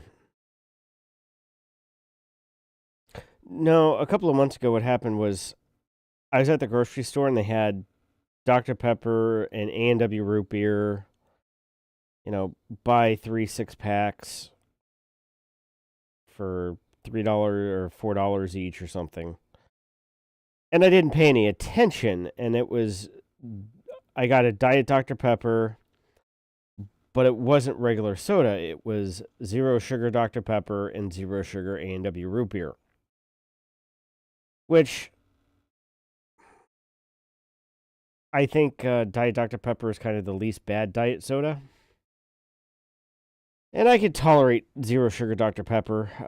One of my wife's friends is diabetic, and so whenever we go over there, that's what they have, and it's okay.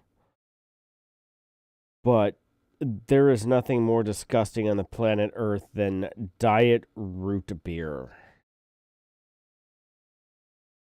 I drank it all, but I almost as a punishment to, hey, next time pay attention, but the labels on zero sugar stuff can be very close. The other diet soda I don't mind is Sprite Zero. Again, whenever we're over at my wife's friends that's diabetic, they'll have Sprite Zero. And that, honestly, that might be the best diet soda out there. If I picked up Diet or Sprite Zero by mistake, I could live with it.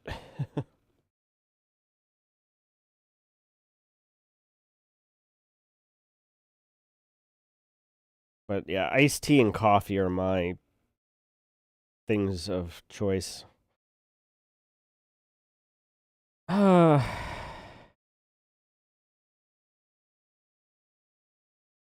I don't really.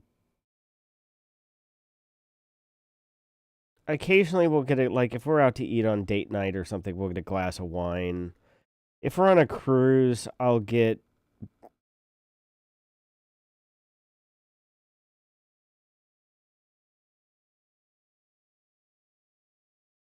Hmm. I need to check something because I was just thinking. One of our upcoming, we got 3 cruises coming up here in the next 3 months. Um, because our daughter loves Disney cruises. And for my wife, days at sea means she's actually disconnected from work and can relax and sleep like we did on our cruise a couple weeks ago. But we are now gold status with Disney Cruise Lines, whatever the hell that means. That means we spent way too much money with them. What that means.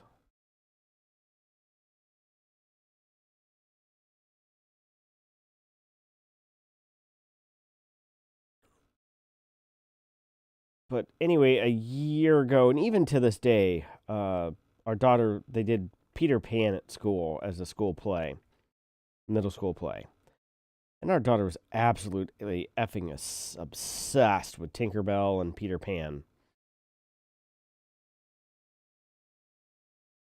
And on the Disney Dream, on some of the rooms, if you get the ones that have the pull down bed, uh, they have this mural on top there. So for her 8th birthday, we're like, we'll do a cruise. Well, we thought that would probably be spring break week, and it isn't. So, through some other things, the long story short of it is my wife was supposed to retire last year, but the company she works for changed ownership, and the new owners made it worth her while to stay on. There we go. Right.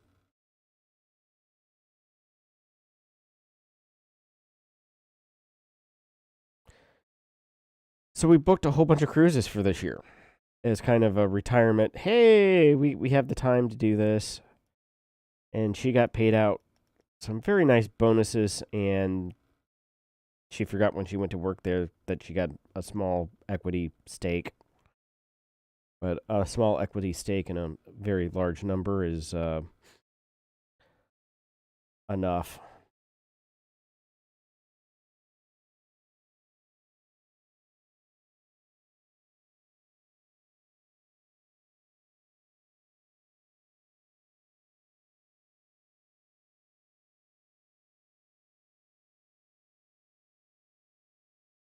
So anyway, we had scheduled this cruise for my daughter like 2 years ago for her 8th birthday. And it's a 3-night cruise. We hate 3-night itineraries. But then our spring break is 2 weeks after, or the next weekend. We're like, oh, well, my wife was like, well, I want to go to the Disney Treasure before they change the Indiana Jones comedy show. I want to go see that.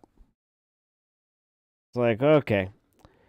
Well, there's like 5 days in between, or we get off the one cruise on a Monday and the other one leaves on a Saturday. And I'm like, it doesn't make sense to fly home to just turn around 4 days later and fly back. So we're going to take her out of school for that week and got a condo down there for a week. And she'll have to do some schoolwork, but yeah. And then my wife is going to work from Florida that week.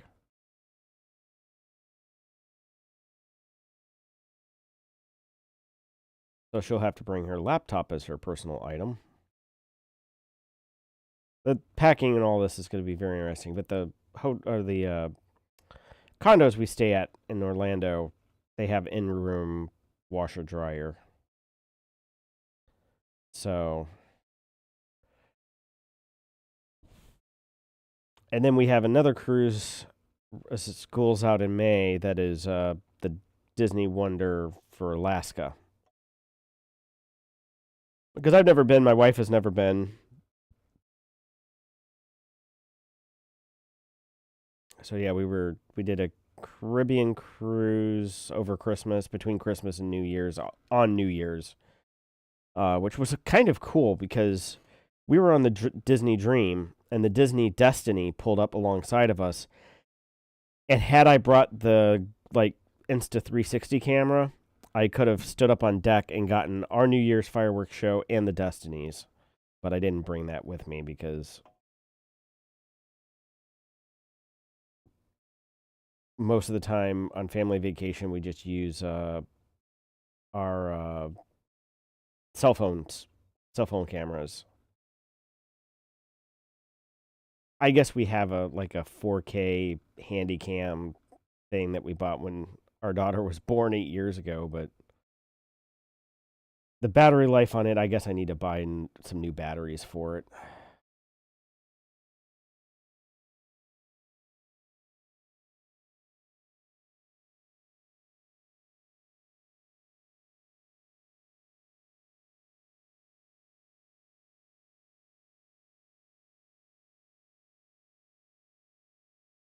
Okay.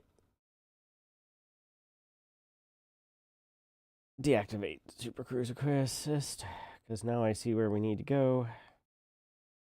Bush Industries. Shouldn't it be InBev Industries? I'm just saying. As much as it pains me to say that.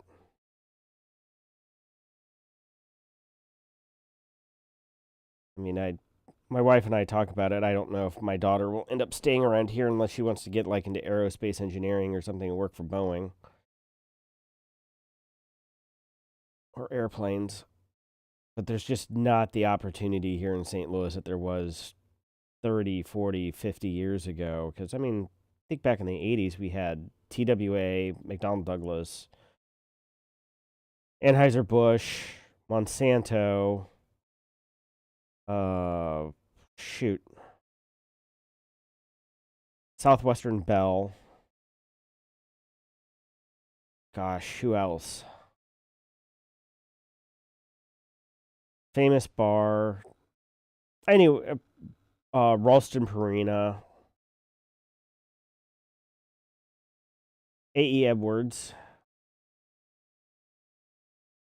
Now, we had like 7 or 8 Fortune 500-ish companies.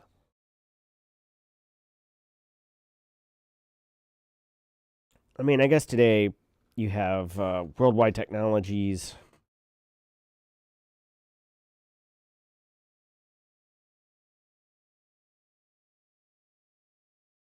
Enterprise is private, but they're pretty good size. In terms of like major employers.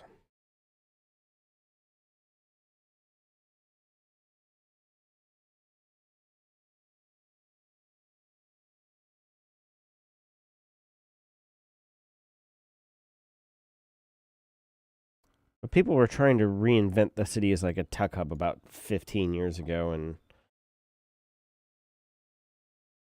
that didn't really work out. Now, I think some of the biotech stuff with Danforth Center and WashU and SLU has worked out. Medical research, pharmaceuticals, and things. Because Pfizer has a big campus here. You have Bayer, formerly Monsanto, has a pretty good presence here. In fact, that's why we have a Lufthansa and getting a British Airways flight in here again. We have the Frankfurt to St. Louis Bear Express.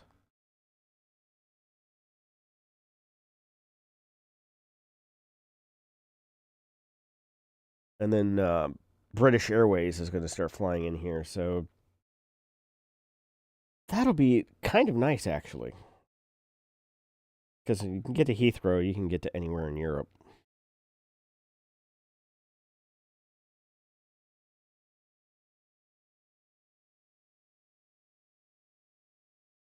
But then next year, next spring break, we plan to sail on a Disney Destiny and go do the Mediterranean next summer, or summer of 27. Do the Greek Isle cruise.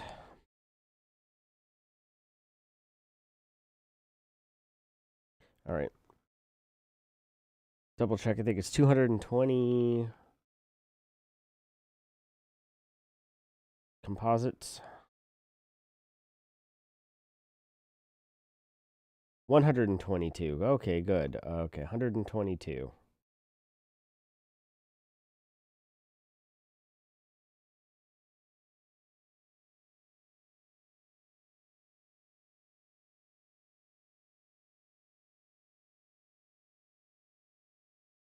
$122. And then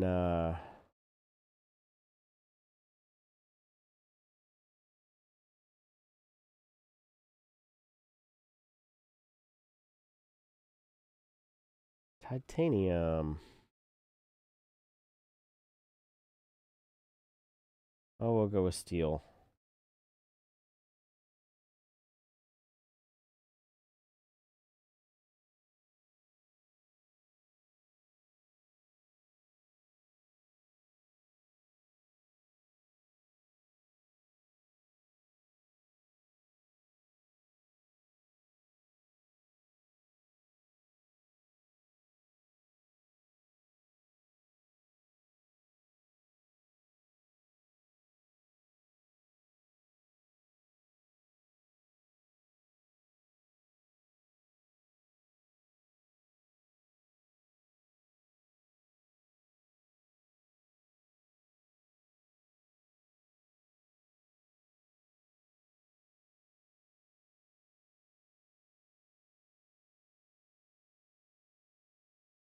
So with composites that'll nail that, then it's just steel and titanium that'll be left to finishing the station.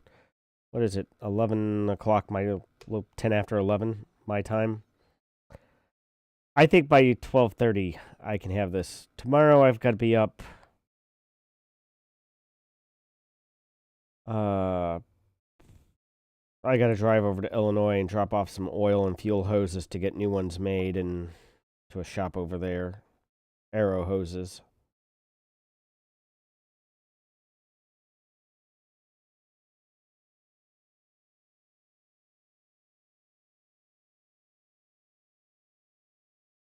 All right.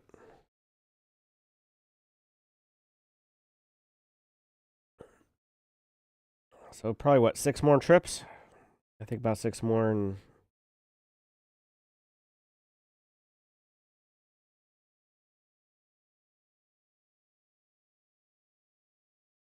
this here station shall be built.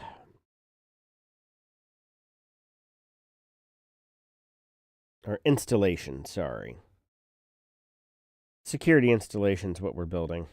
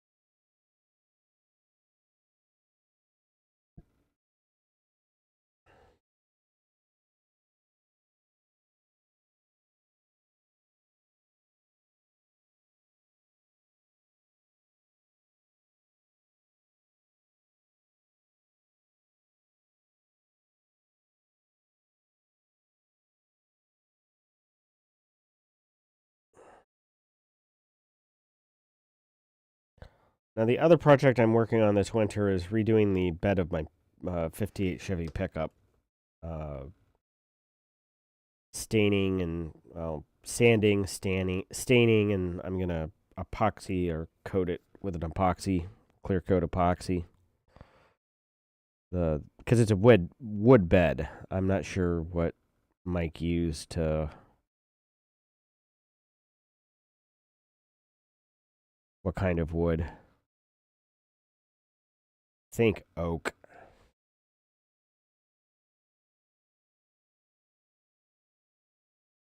Yeah, not pine.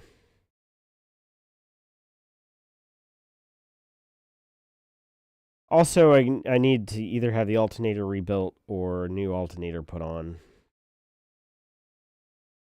I've got to call a place here in town and see how much it is to redo an alternator. Which for a car doesn't make a whole lot of sense. But I could tell you for an airplane, even though it is a Chrysler, literally the alternator in my airplane is a Chrysler. Mopar. Kelly Aerospace, technically, but it's a Mopar Chrysler. And to get a rebuilt one is like $1,400, or take it to an alternator shop here for about $400 and have them recore it. In fact, I don't even think it's that much. I think $300-400.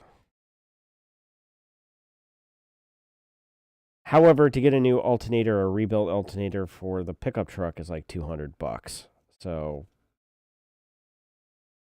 I got to see what's the best route to go there. All right. So 3 trips. Think about 6 trips.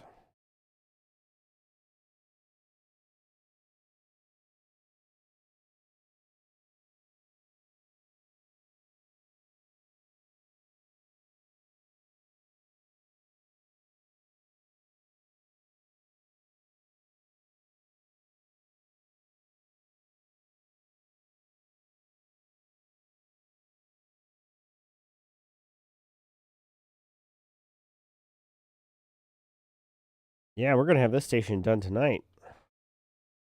And then, depending on how tired I feel, I might get into the ASP or one of the Explorer ships and go scouting for some land bases and see if we can't get a land base built by this time tomorrow or Wednesday.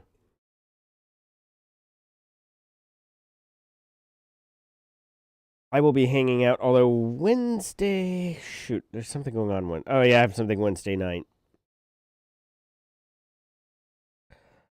But the long story short is I'm to the point on the airplane where there's not much left for me to do that I can do.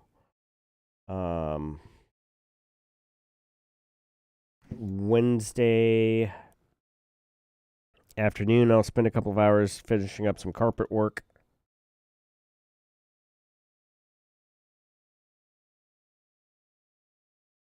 Everything else has to be done by an A&P. Also, it's damn cold here. Like, shoot, what are they saying? What's weather supposed to be? Because every time I look, it changes for this weekend. Oh, we're back to having snow on Saturday again. How many inches this time? Less than an inch. Yesterday, it was 6 to 8 inches. The day before that, it was 12 to 14. Oh, the high's now going to be 15 instead of minus or and 2, and not instead of a high of 8. So I have no idea what the hell it's going to do this weekend. We have dinner reservations Saturday night, but we'll see. It is going to be bitterly cold no matter what. Friday into Saturday.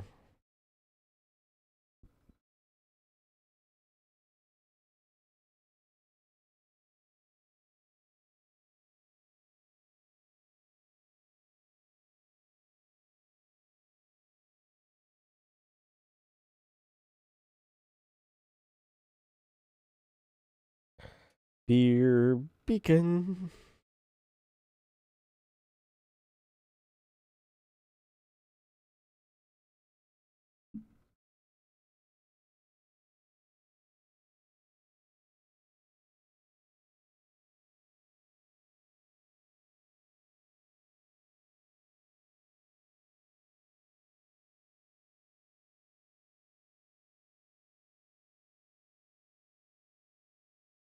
Oh, that's like, this is a Cirrus approach.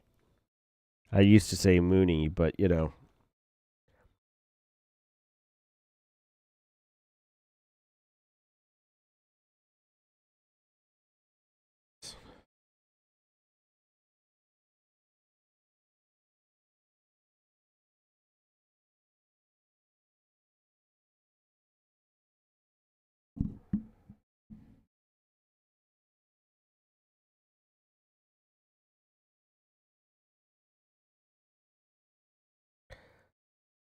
Oh yeah, I got yelled at the the other day with the CFI over. I guess they teach everybody these days to do a teardrop into the pattern, as opposed to entering it at a 45 degree. And I entered a right hand pattern at a 45 degree, and he's like, "No, go across field at 500 above assigned altitude, or 500 above published altitude, and then do a teardrop into the pattern." I'm like, or just enter at a 45 degree. 45 degree or teardrop? What's it supposed to be these days?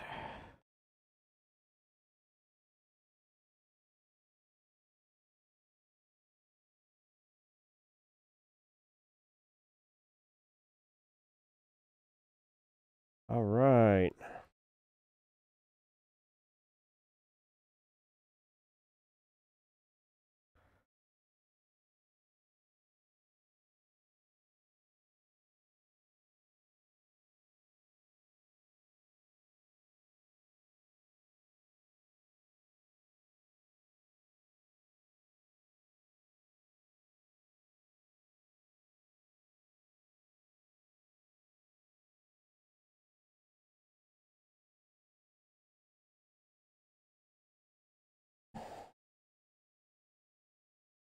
So that's a new one. Well, I knew about it, but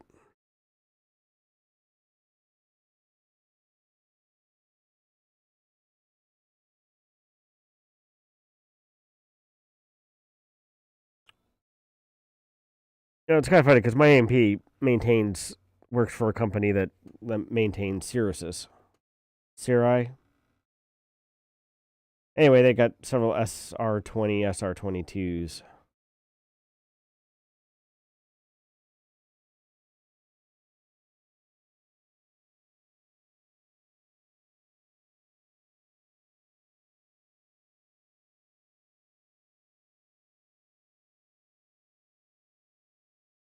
I think secretly because my AMP also is a fractional owner in a Cessna 172.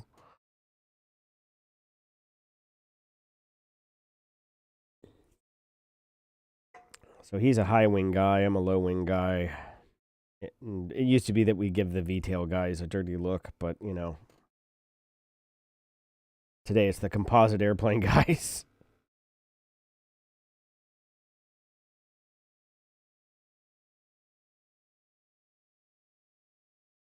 A Cherokee 180, 1965 Cherokee 180, which the structure and engine are in great shape.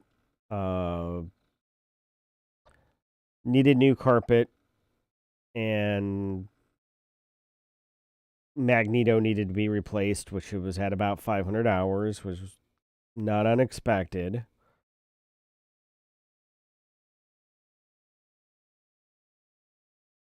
Come on, mass lock. There we go.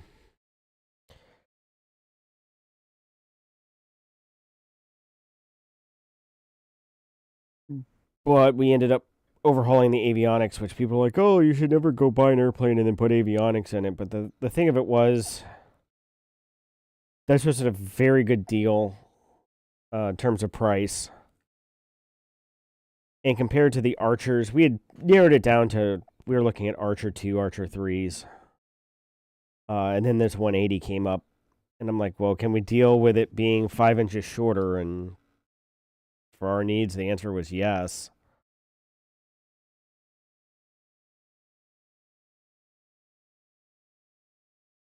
And we were looking at 130 to 150 for a Archer 2 with like a 530, 430, but then I got to reading and Garmin's like, well, if you have a 530 or 430, you better start planning your avionics upgrades. So either going to an Avidyne for, what is it, 540, 440, whatever it is, or putting in a new Garmin Navcom stack, 650, what have you. Anyway, and I'm just like, well, shit, if that's the case,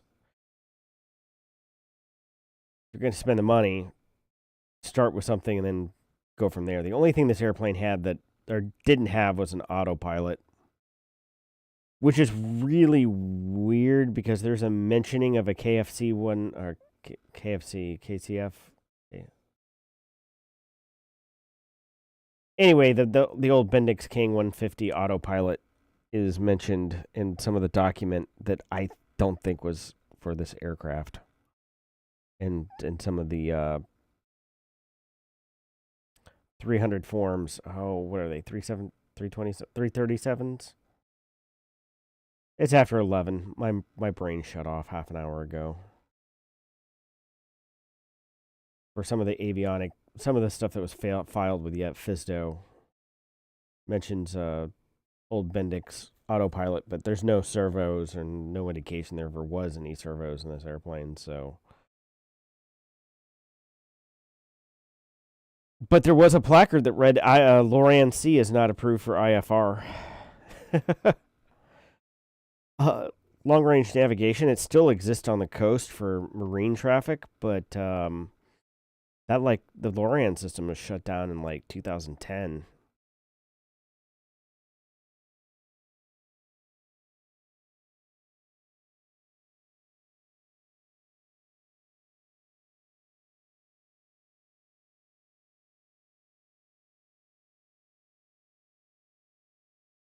And then I also put in an EFIS, electronic flight instrument system, AV30s, with the magnetometer, the HSI module.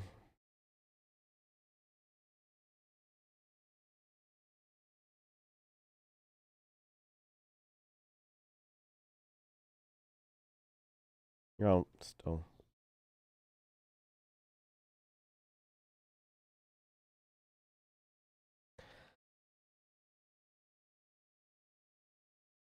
But GMA 245 or 345.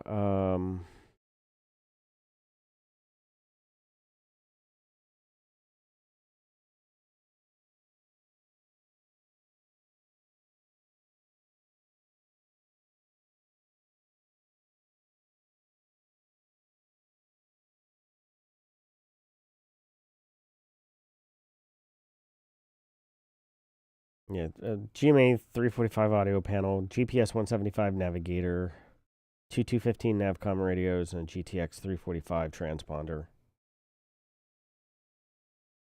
I know I could have gone with a 375 and got the transponder and everything in one unit and maybe saved a little weight. Cost about the same. Or gone with a 650 and 175 as backup. But I still have radio navigation, VOR, and ILS as backup. For now, until, VOR goes the way of Loran. Probably in the next 10 to 15 years, but.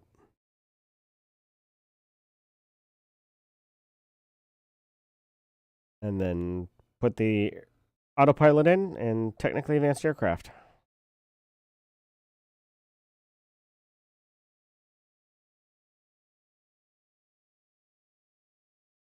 Which means when we're done with it, somebody who's looking to build time and work on their commercial will be able to.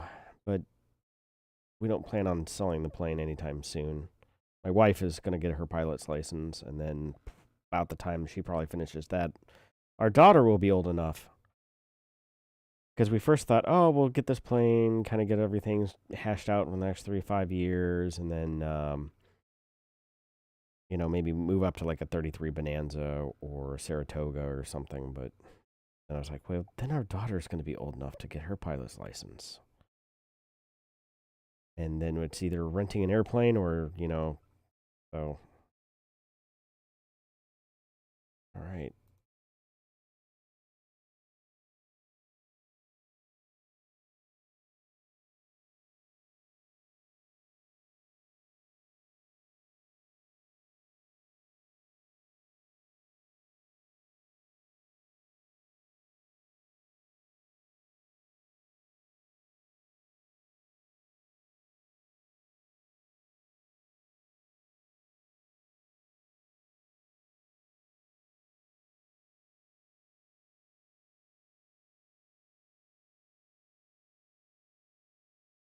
But I do have a warning and master caution annunciator. And I'm trying to figure out if there's a way to get the 275 EIS to play the chime from the F-18, but I don't think there is. I'm just psychologically conditioned to that. Oh, what's wrong? Oh.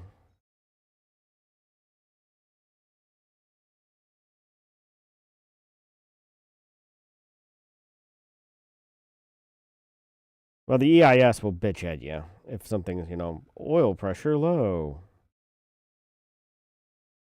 fuel pressure low.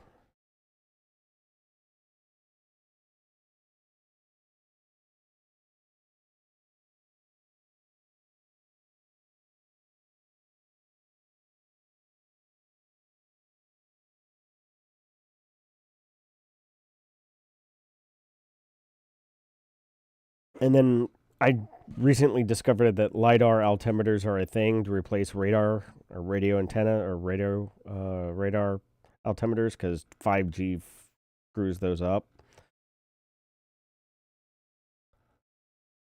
But this late stage of the game, it would set us back time to add one of those in at this time. So maybe later. But yeah, that would be the 200, 100, 50, 40, 30, retard. It calls you Tim's Walls. 30, 40, 30, Tim Walls.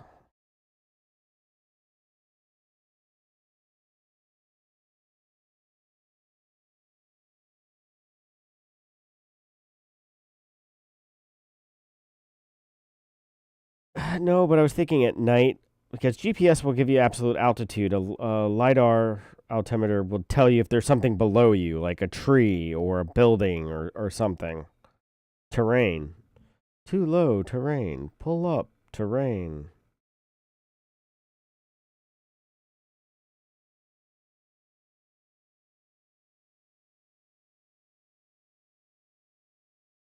Yeah. Bitching Betty. Which is funny because Bitching Betty was my dad's secretary.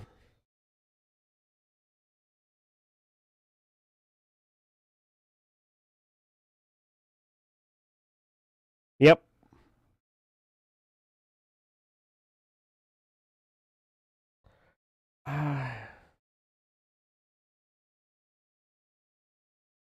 Yep. She did the Bitching Betty and McDonnell slash Boeing aircraft are military aircraft. That was my dad's secretary at McDonnell Douglas that voiced it. That did all the voiceover lines. I think back in the 80s, 90s. Well, she was a secretary back in the late 80s or 1980s because in the 90s my dad was over at Lasers. He had moved on from Electronic Systems Company. But yeah, I just think that's funny.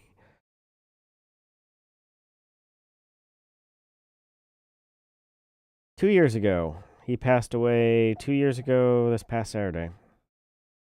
Yep.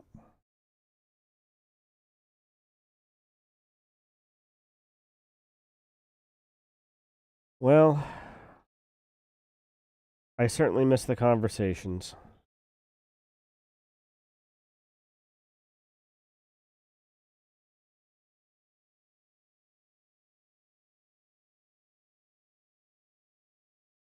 Especially things with the farms, I do wish I had somebody to run ideas and stuff past. Sanity check. But 'tis what it is. It's life.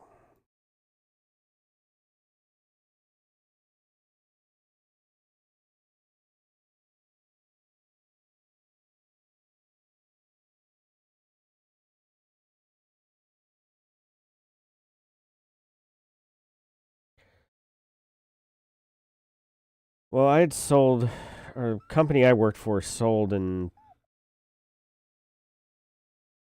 23. We closed in early 24. And then my dad died. So I was dealing with all that. And then the company my wife works for sold last year. So that's how we were able to afford airplane.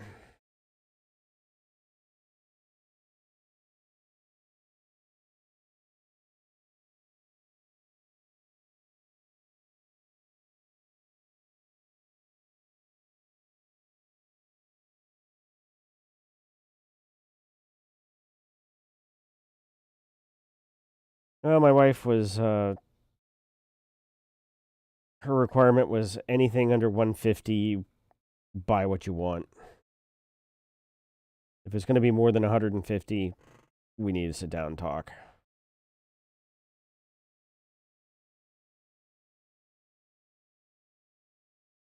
I still might end up helping. I don't know how that works though, with if you have multiple people. But I would like to build an RV10. The problem is, anybody that I've known that started an RV10 ended up selling their kit like third completed.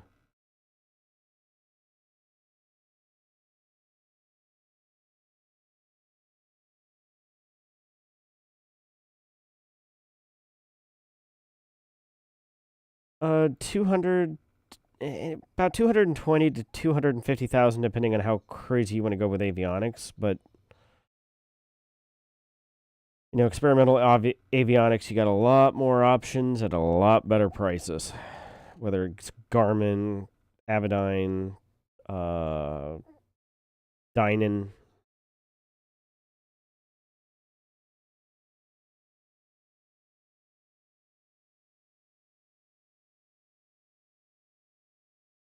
And there's a couple of other options out there that.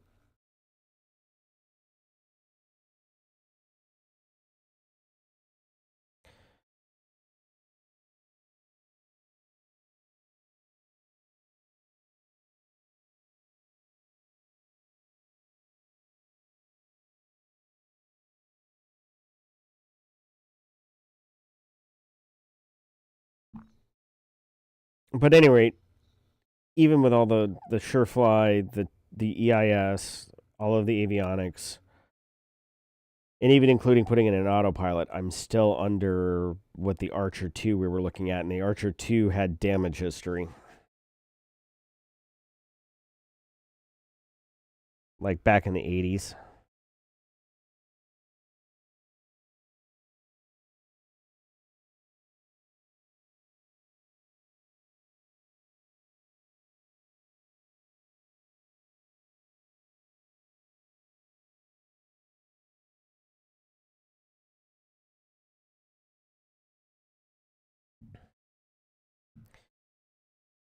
Well, if you worked on it 6 hours a day, it would take you about 18 months.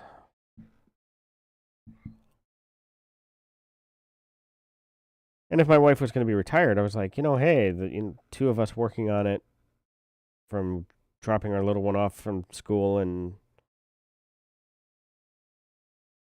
we could live stream it and take super chats and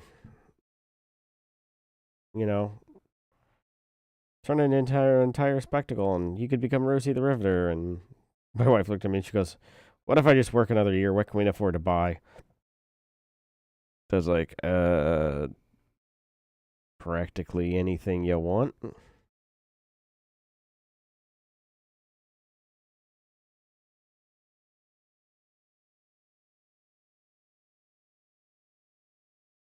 I originally wanted to buy an Urku. I seriously was about ready to put an offer on one, and I'm glad I didn't. Because that plane ended up crashing and killing a instructor here on a ferry flight. It had a cracked wing spar, and then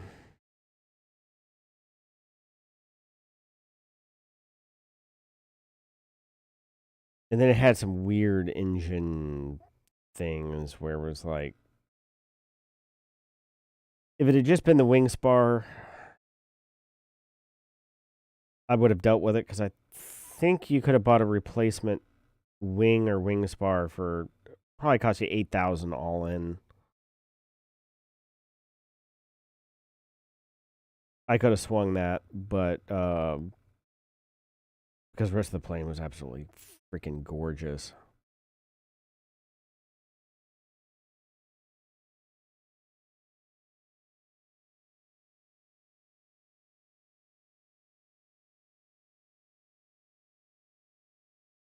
But combine that with the engine issue, it's like, and this Cherokee, we'd already agreed to buy the Cherokee. Easy airplane to fly. And faster, you get basically 182 speeds, better useful load than a 172. Without the complexity, without having to have a constant speed prop or deal with having a constant speed propeller.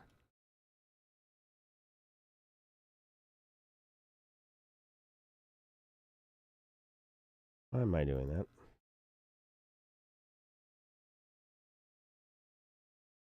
Oh, we're not doing too bad. I made a few million. What are we now on steel? 542. And then just onward towards titanium. Yeah, we're going to get this shit done tonight. Woohoo.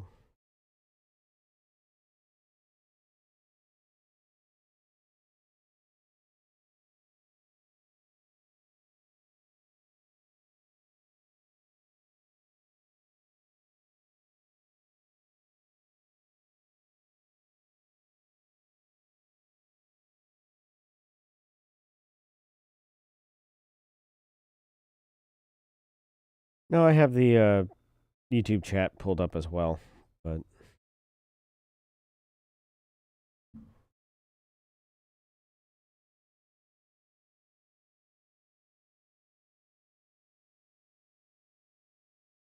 nobody's chatting there. There's like 7, 8 concurrent folks. Hi, everybody on YouTube chat. Me and Arachne are in Discord chit-chatting, and Black Dog. Some of the old Blue Squad guys from BSGO days. Colonel Ty.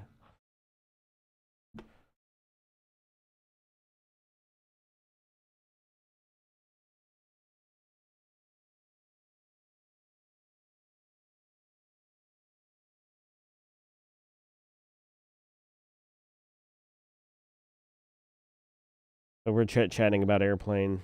Black Dog had an airplane in his youth. What did you have, a musketeer? And Arachne doesn't know what the fuck we're talking about. It's like, whatever.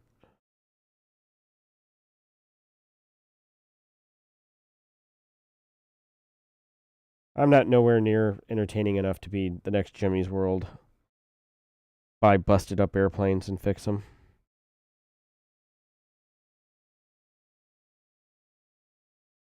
Also, I don't have that much money.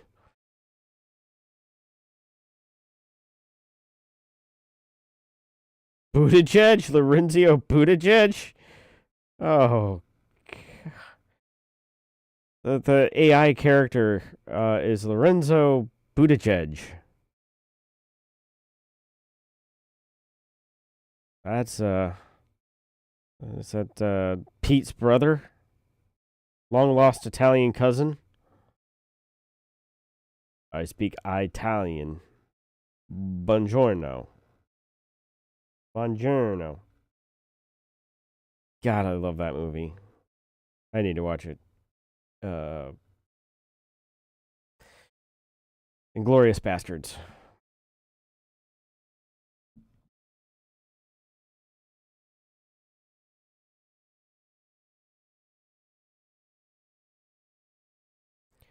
Oh, the Tawny Boys wanted.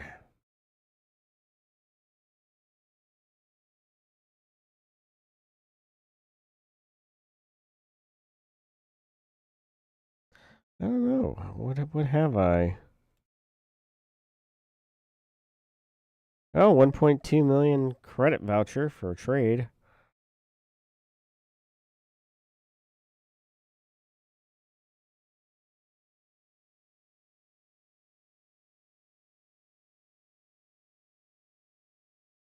It's something.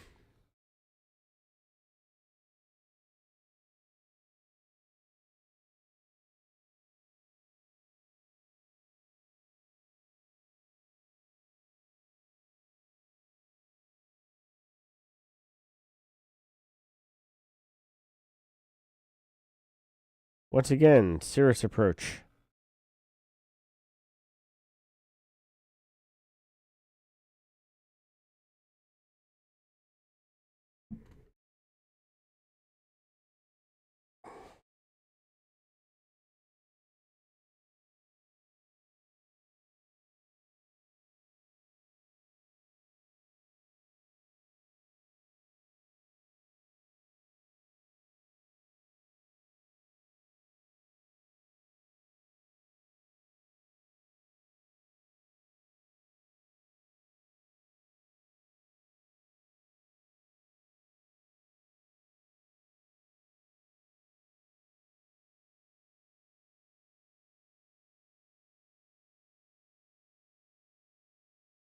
Yes, for those who are watching on YouTube, in case you haven't seen other videos on my channel, I have an airplane I bought last year and flew about 6 times and then had mechanical issues and things snowballed.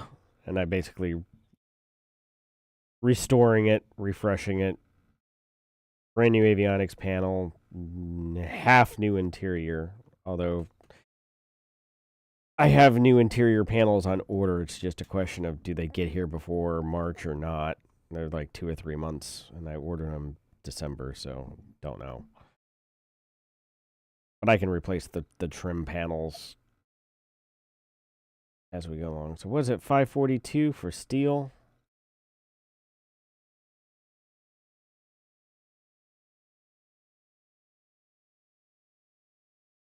Bye.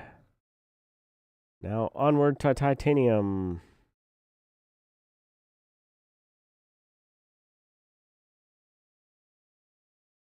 All right.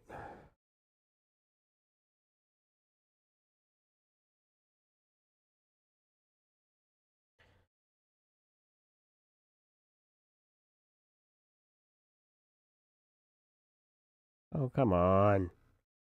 You're more annoying than the switches on a 530 and an X-plane.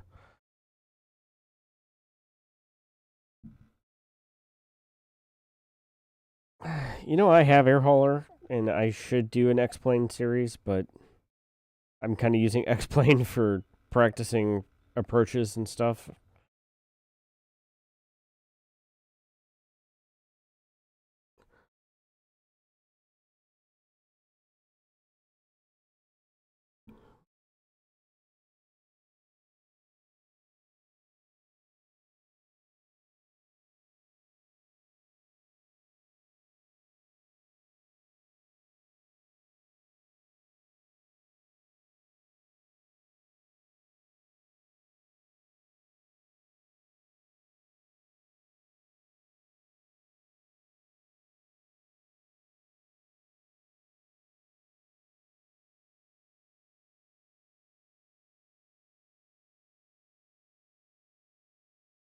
Let it drift out just a little bit here.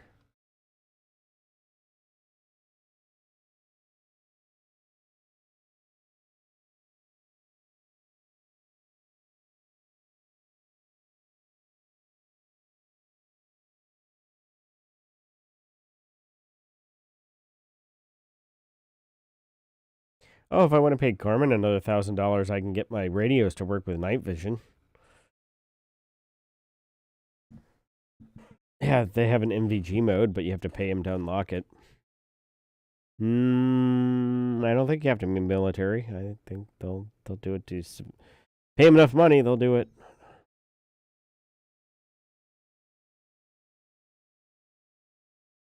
I thought about it. A PVS 7. Excuse me, but it's like a old as dirt. Like it's a Gen 1, maybe Gen 1 Plus, or Gen 1 Plus, maybe Gen 2 tube. Oh yeah, it works. It's like an Harris L3 tube, green. It works, just not latest and greatest, and it is a monocle, even if it does both eyes. That would have been what they were using, like the late 90s, early 2000s. I got it surplus to like 2008, 7, 6, sometime mid late 2000s.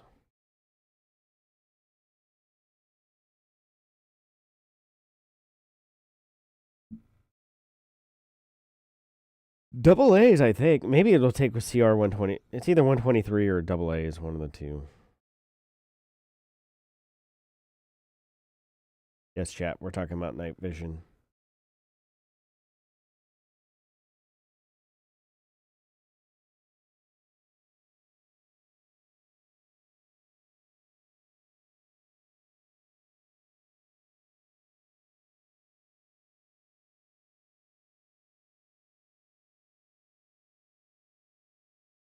Super Cruise Assist. It's like Garmin Autoland,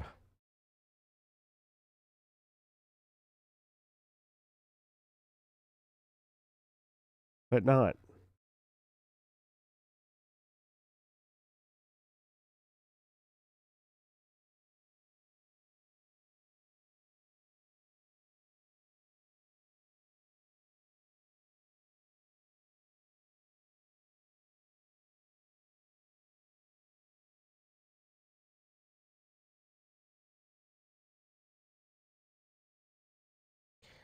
Let's finish off the steel, and then we have, what, 2 more trips probably for titanium, maybe 3. I think we can get this done by midnight, by 12:30, a little after midnight.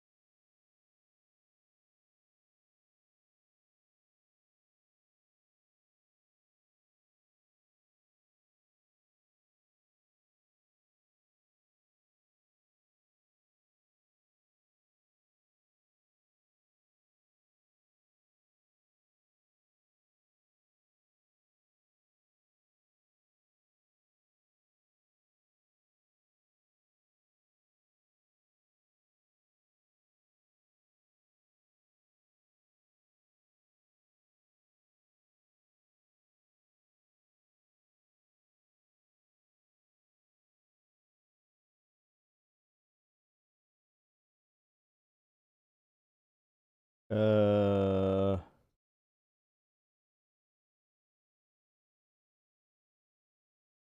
okay.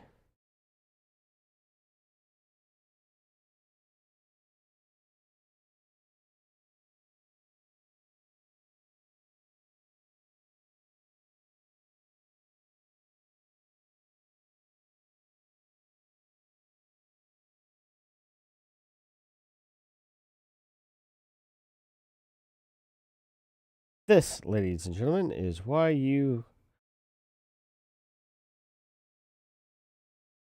stick to bumper shields.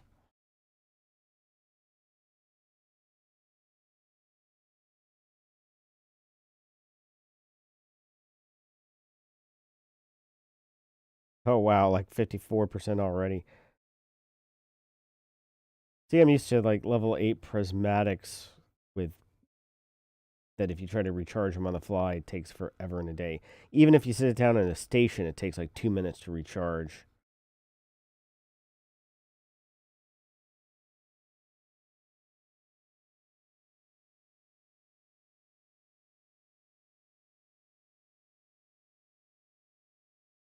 Oh, we got 2 more trips. All right.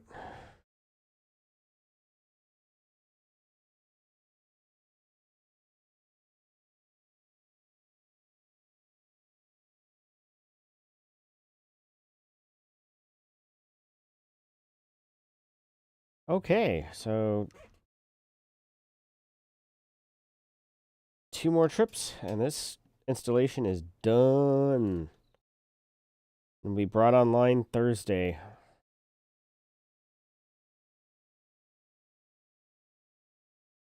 Again, I'm not my cutter. I'm used to 2 boost, jump.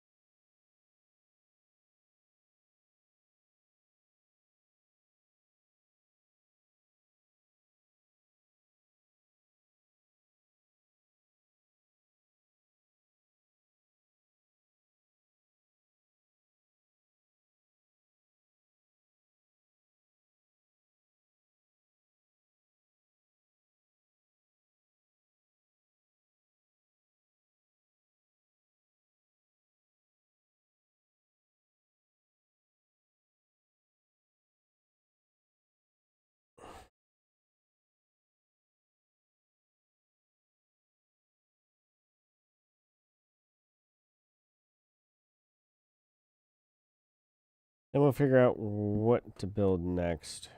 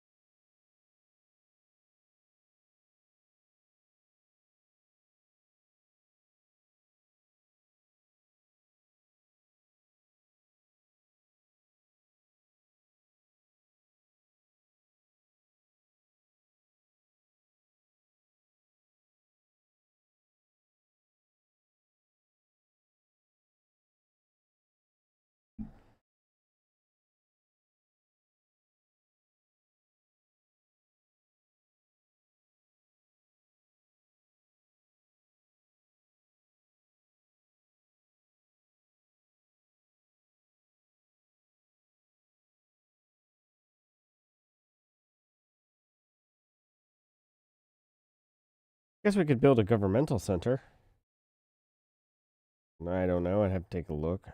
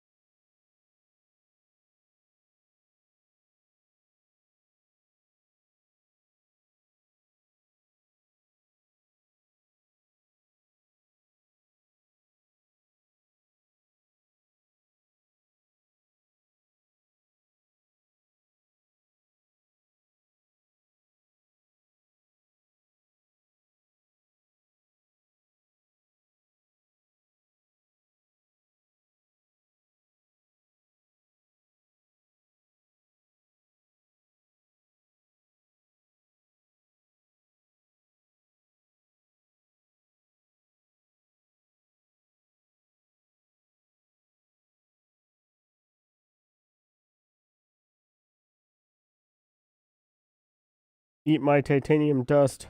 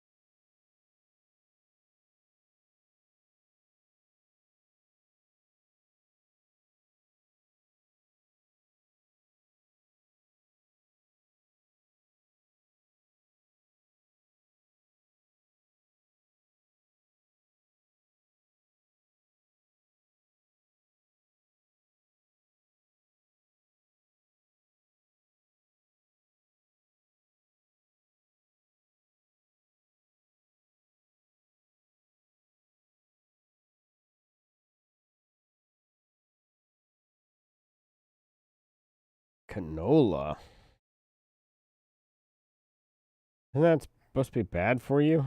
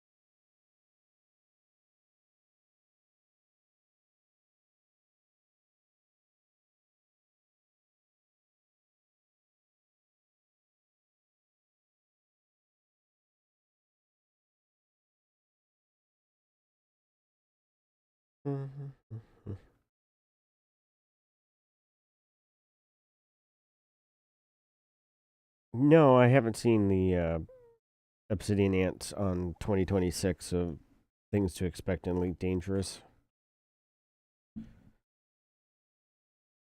I don't know if I care that much, to be honest. I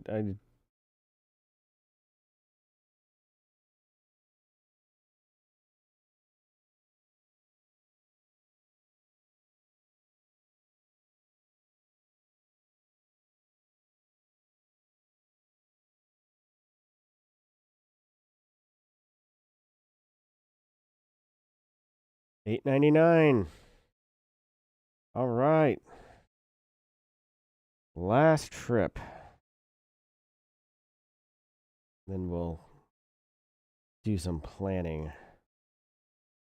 I guess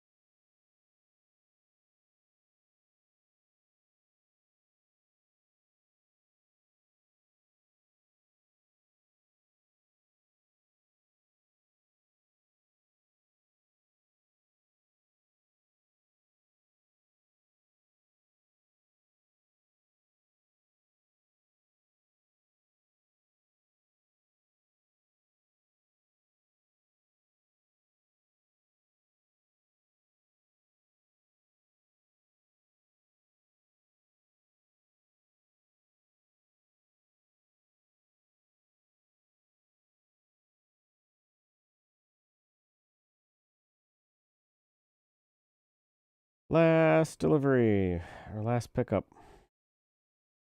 899. Titanium.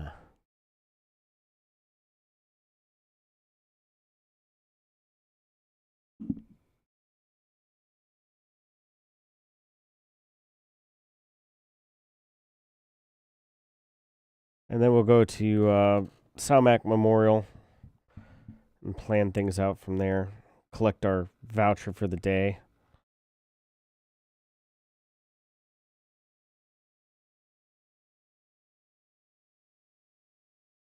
Sad part is he could probably defeat this ship. Christopher Newport. Ooh, are you coming for me? I know. He's just going to the next place. You want a piece of me? You want a piece of me? Apparently not.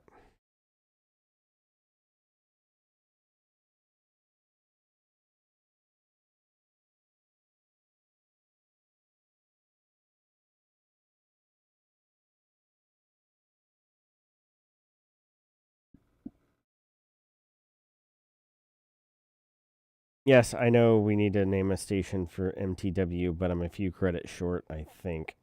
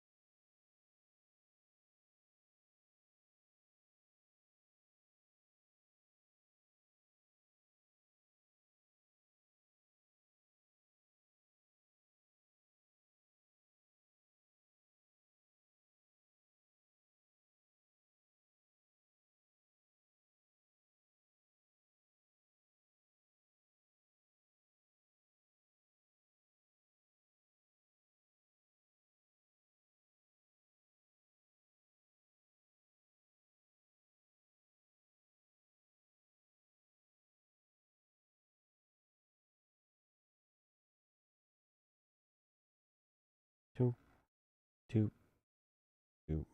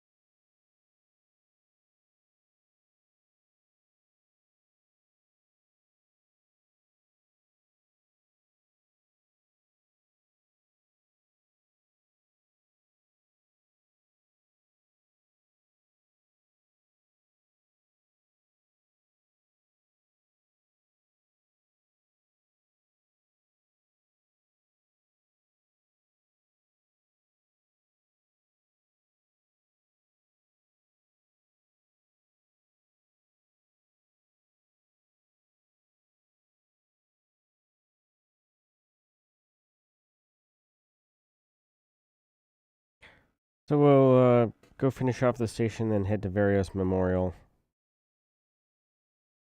and sell the rest there.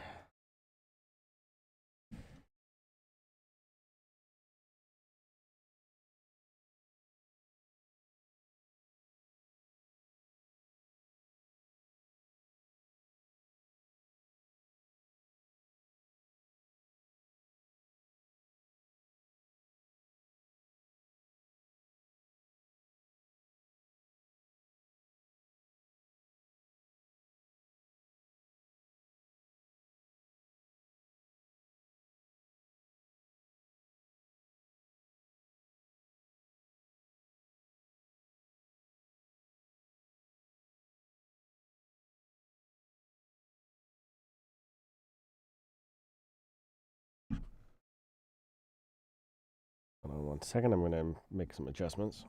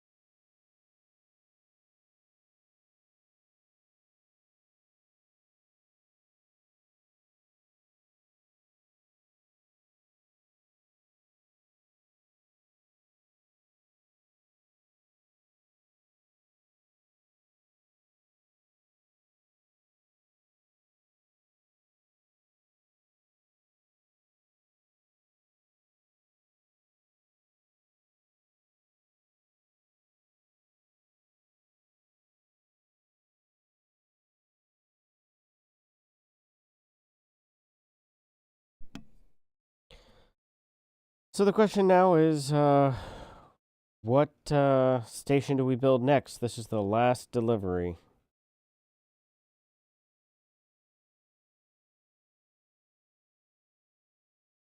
After this, I'm going to go to Varios Memorial to dock up for the night. But before we do that, take a look around. We need to build a refinery, particular a surface refinery.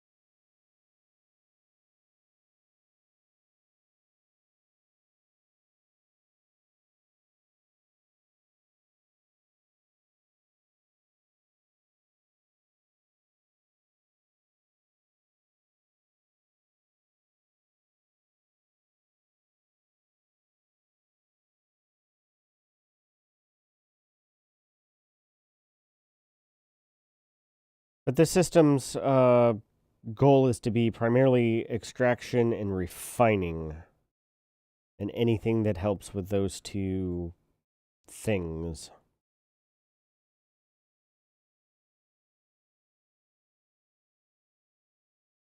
Maybe I think there's one planet that would be suitable for some industry.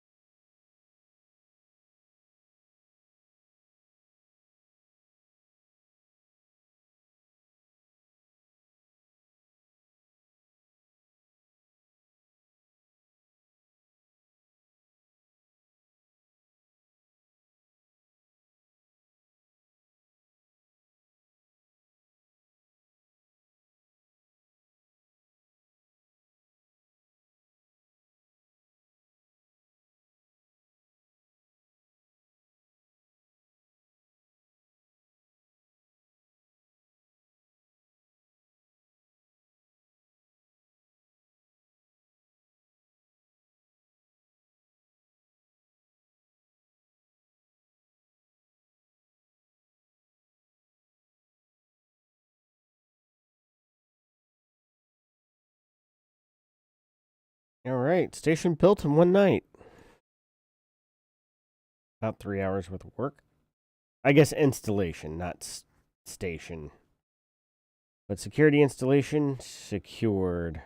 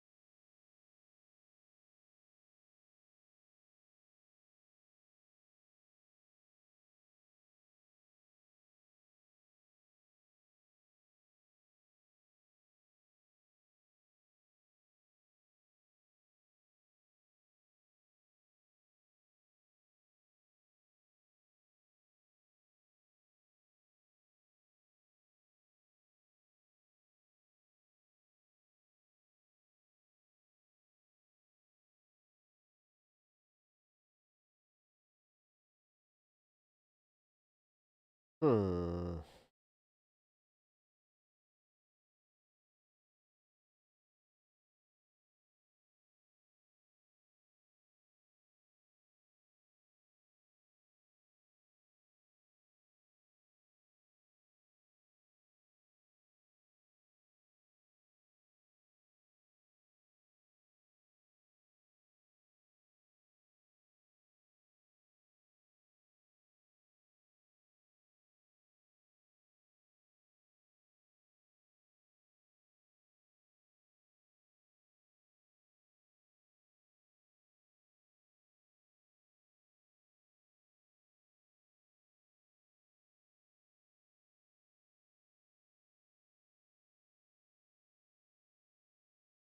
Wish you could see.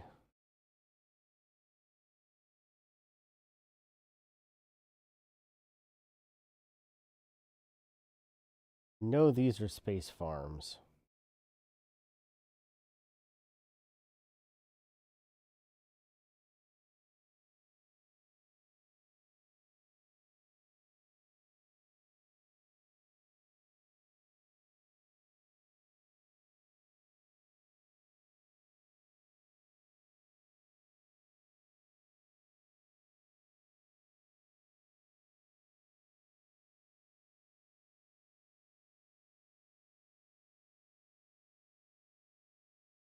Do a governmental hack.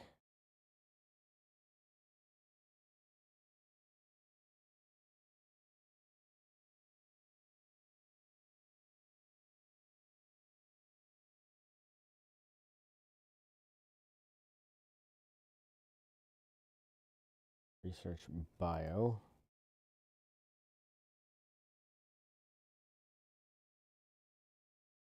I think government. It'll do a little bit for development. Huge standard of living. Need a tier 1 construction or tier 2 construction. We'll go to tier 3.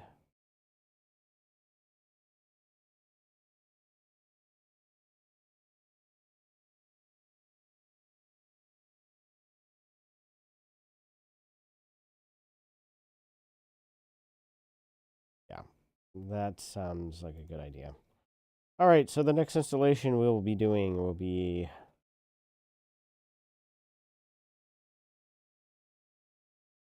a government installation.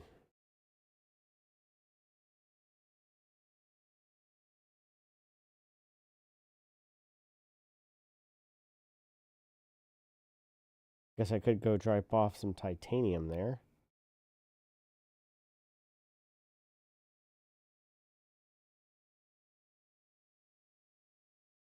Please wait.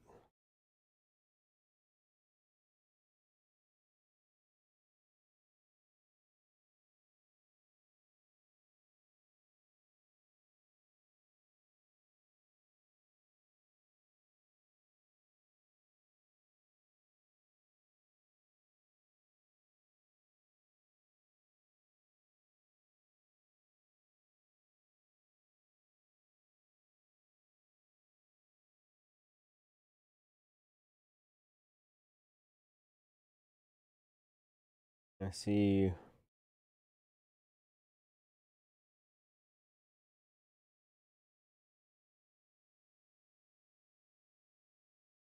$37 fruits and vegetables. Okay, we can do that.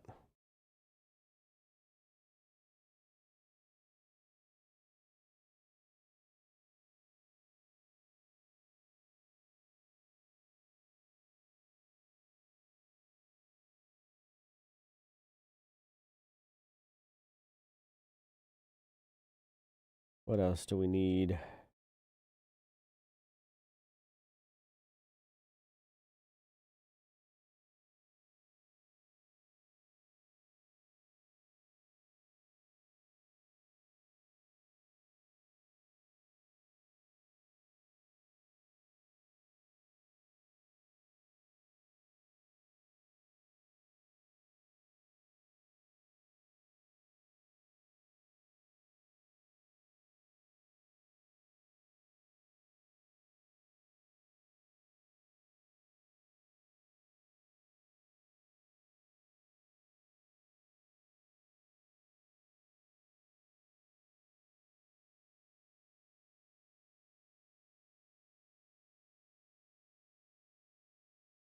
contacts.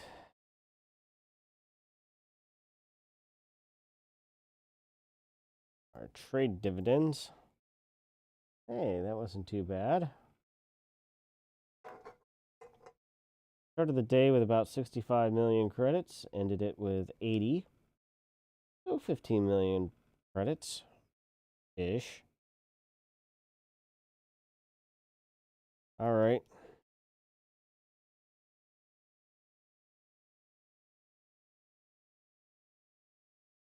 Well, we'll go make our first delivery here.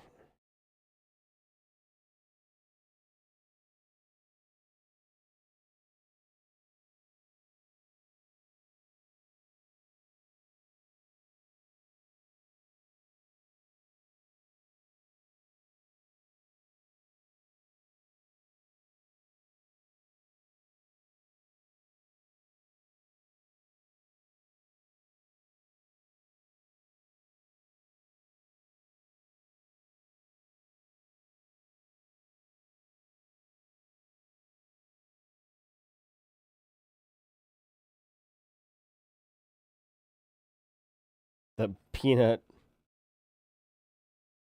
from the peanut gallery.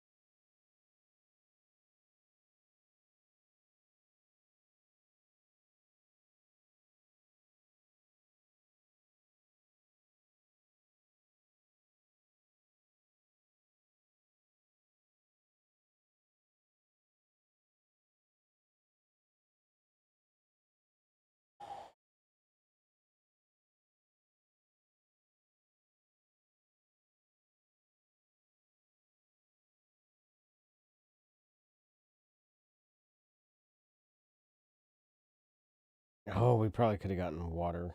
154 water.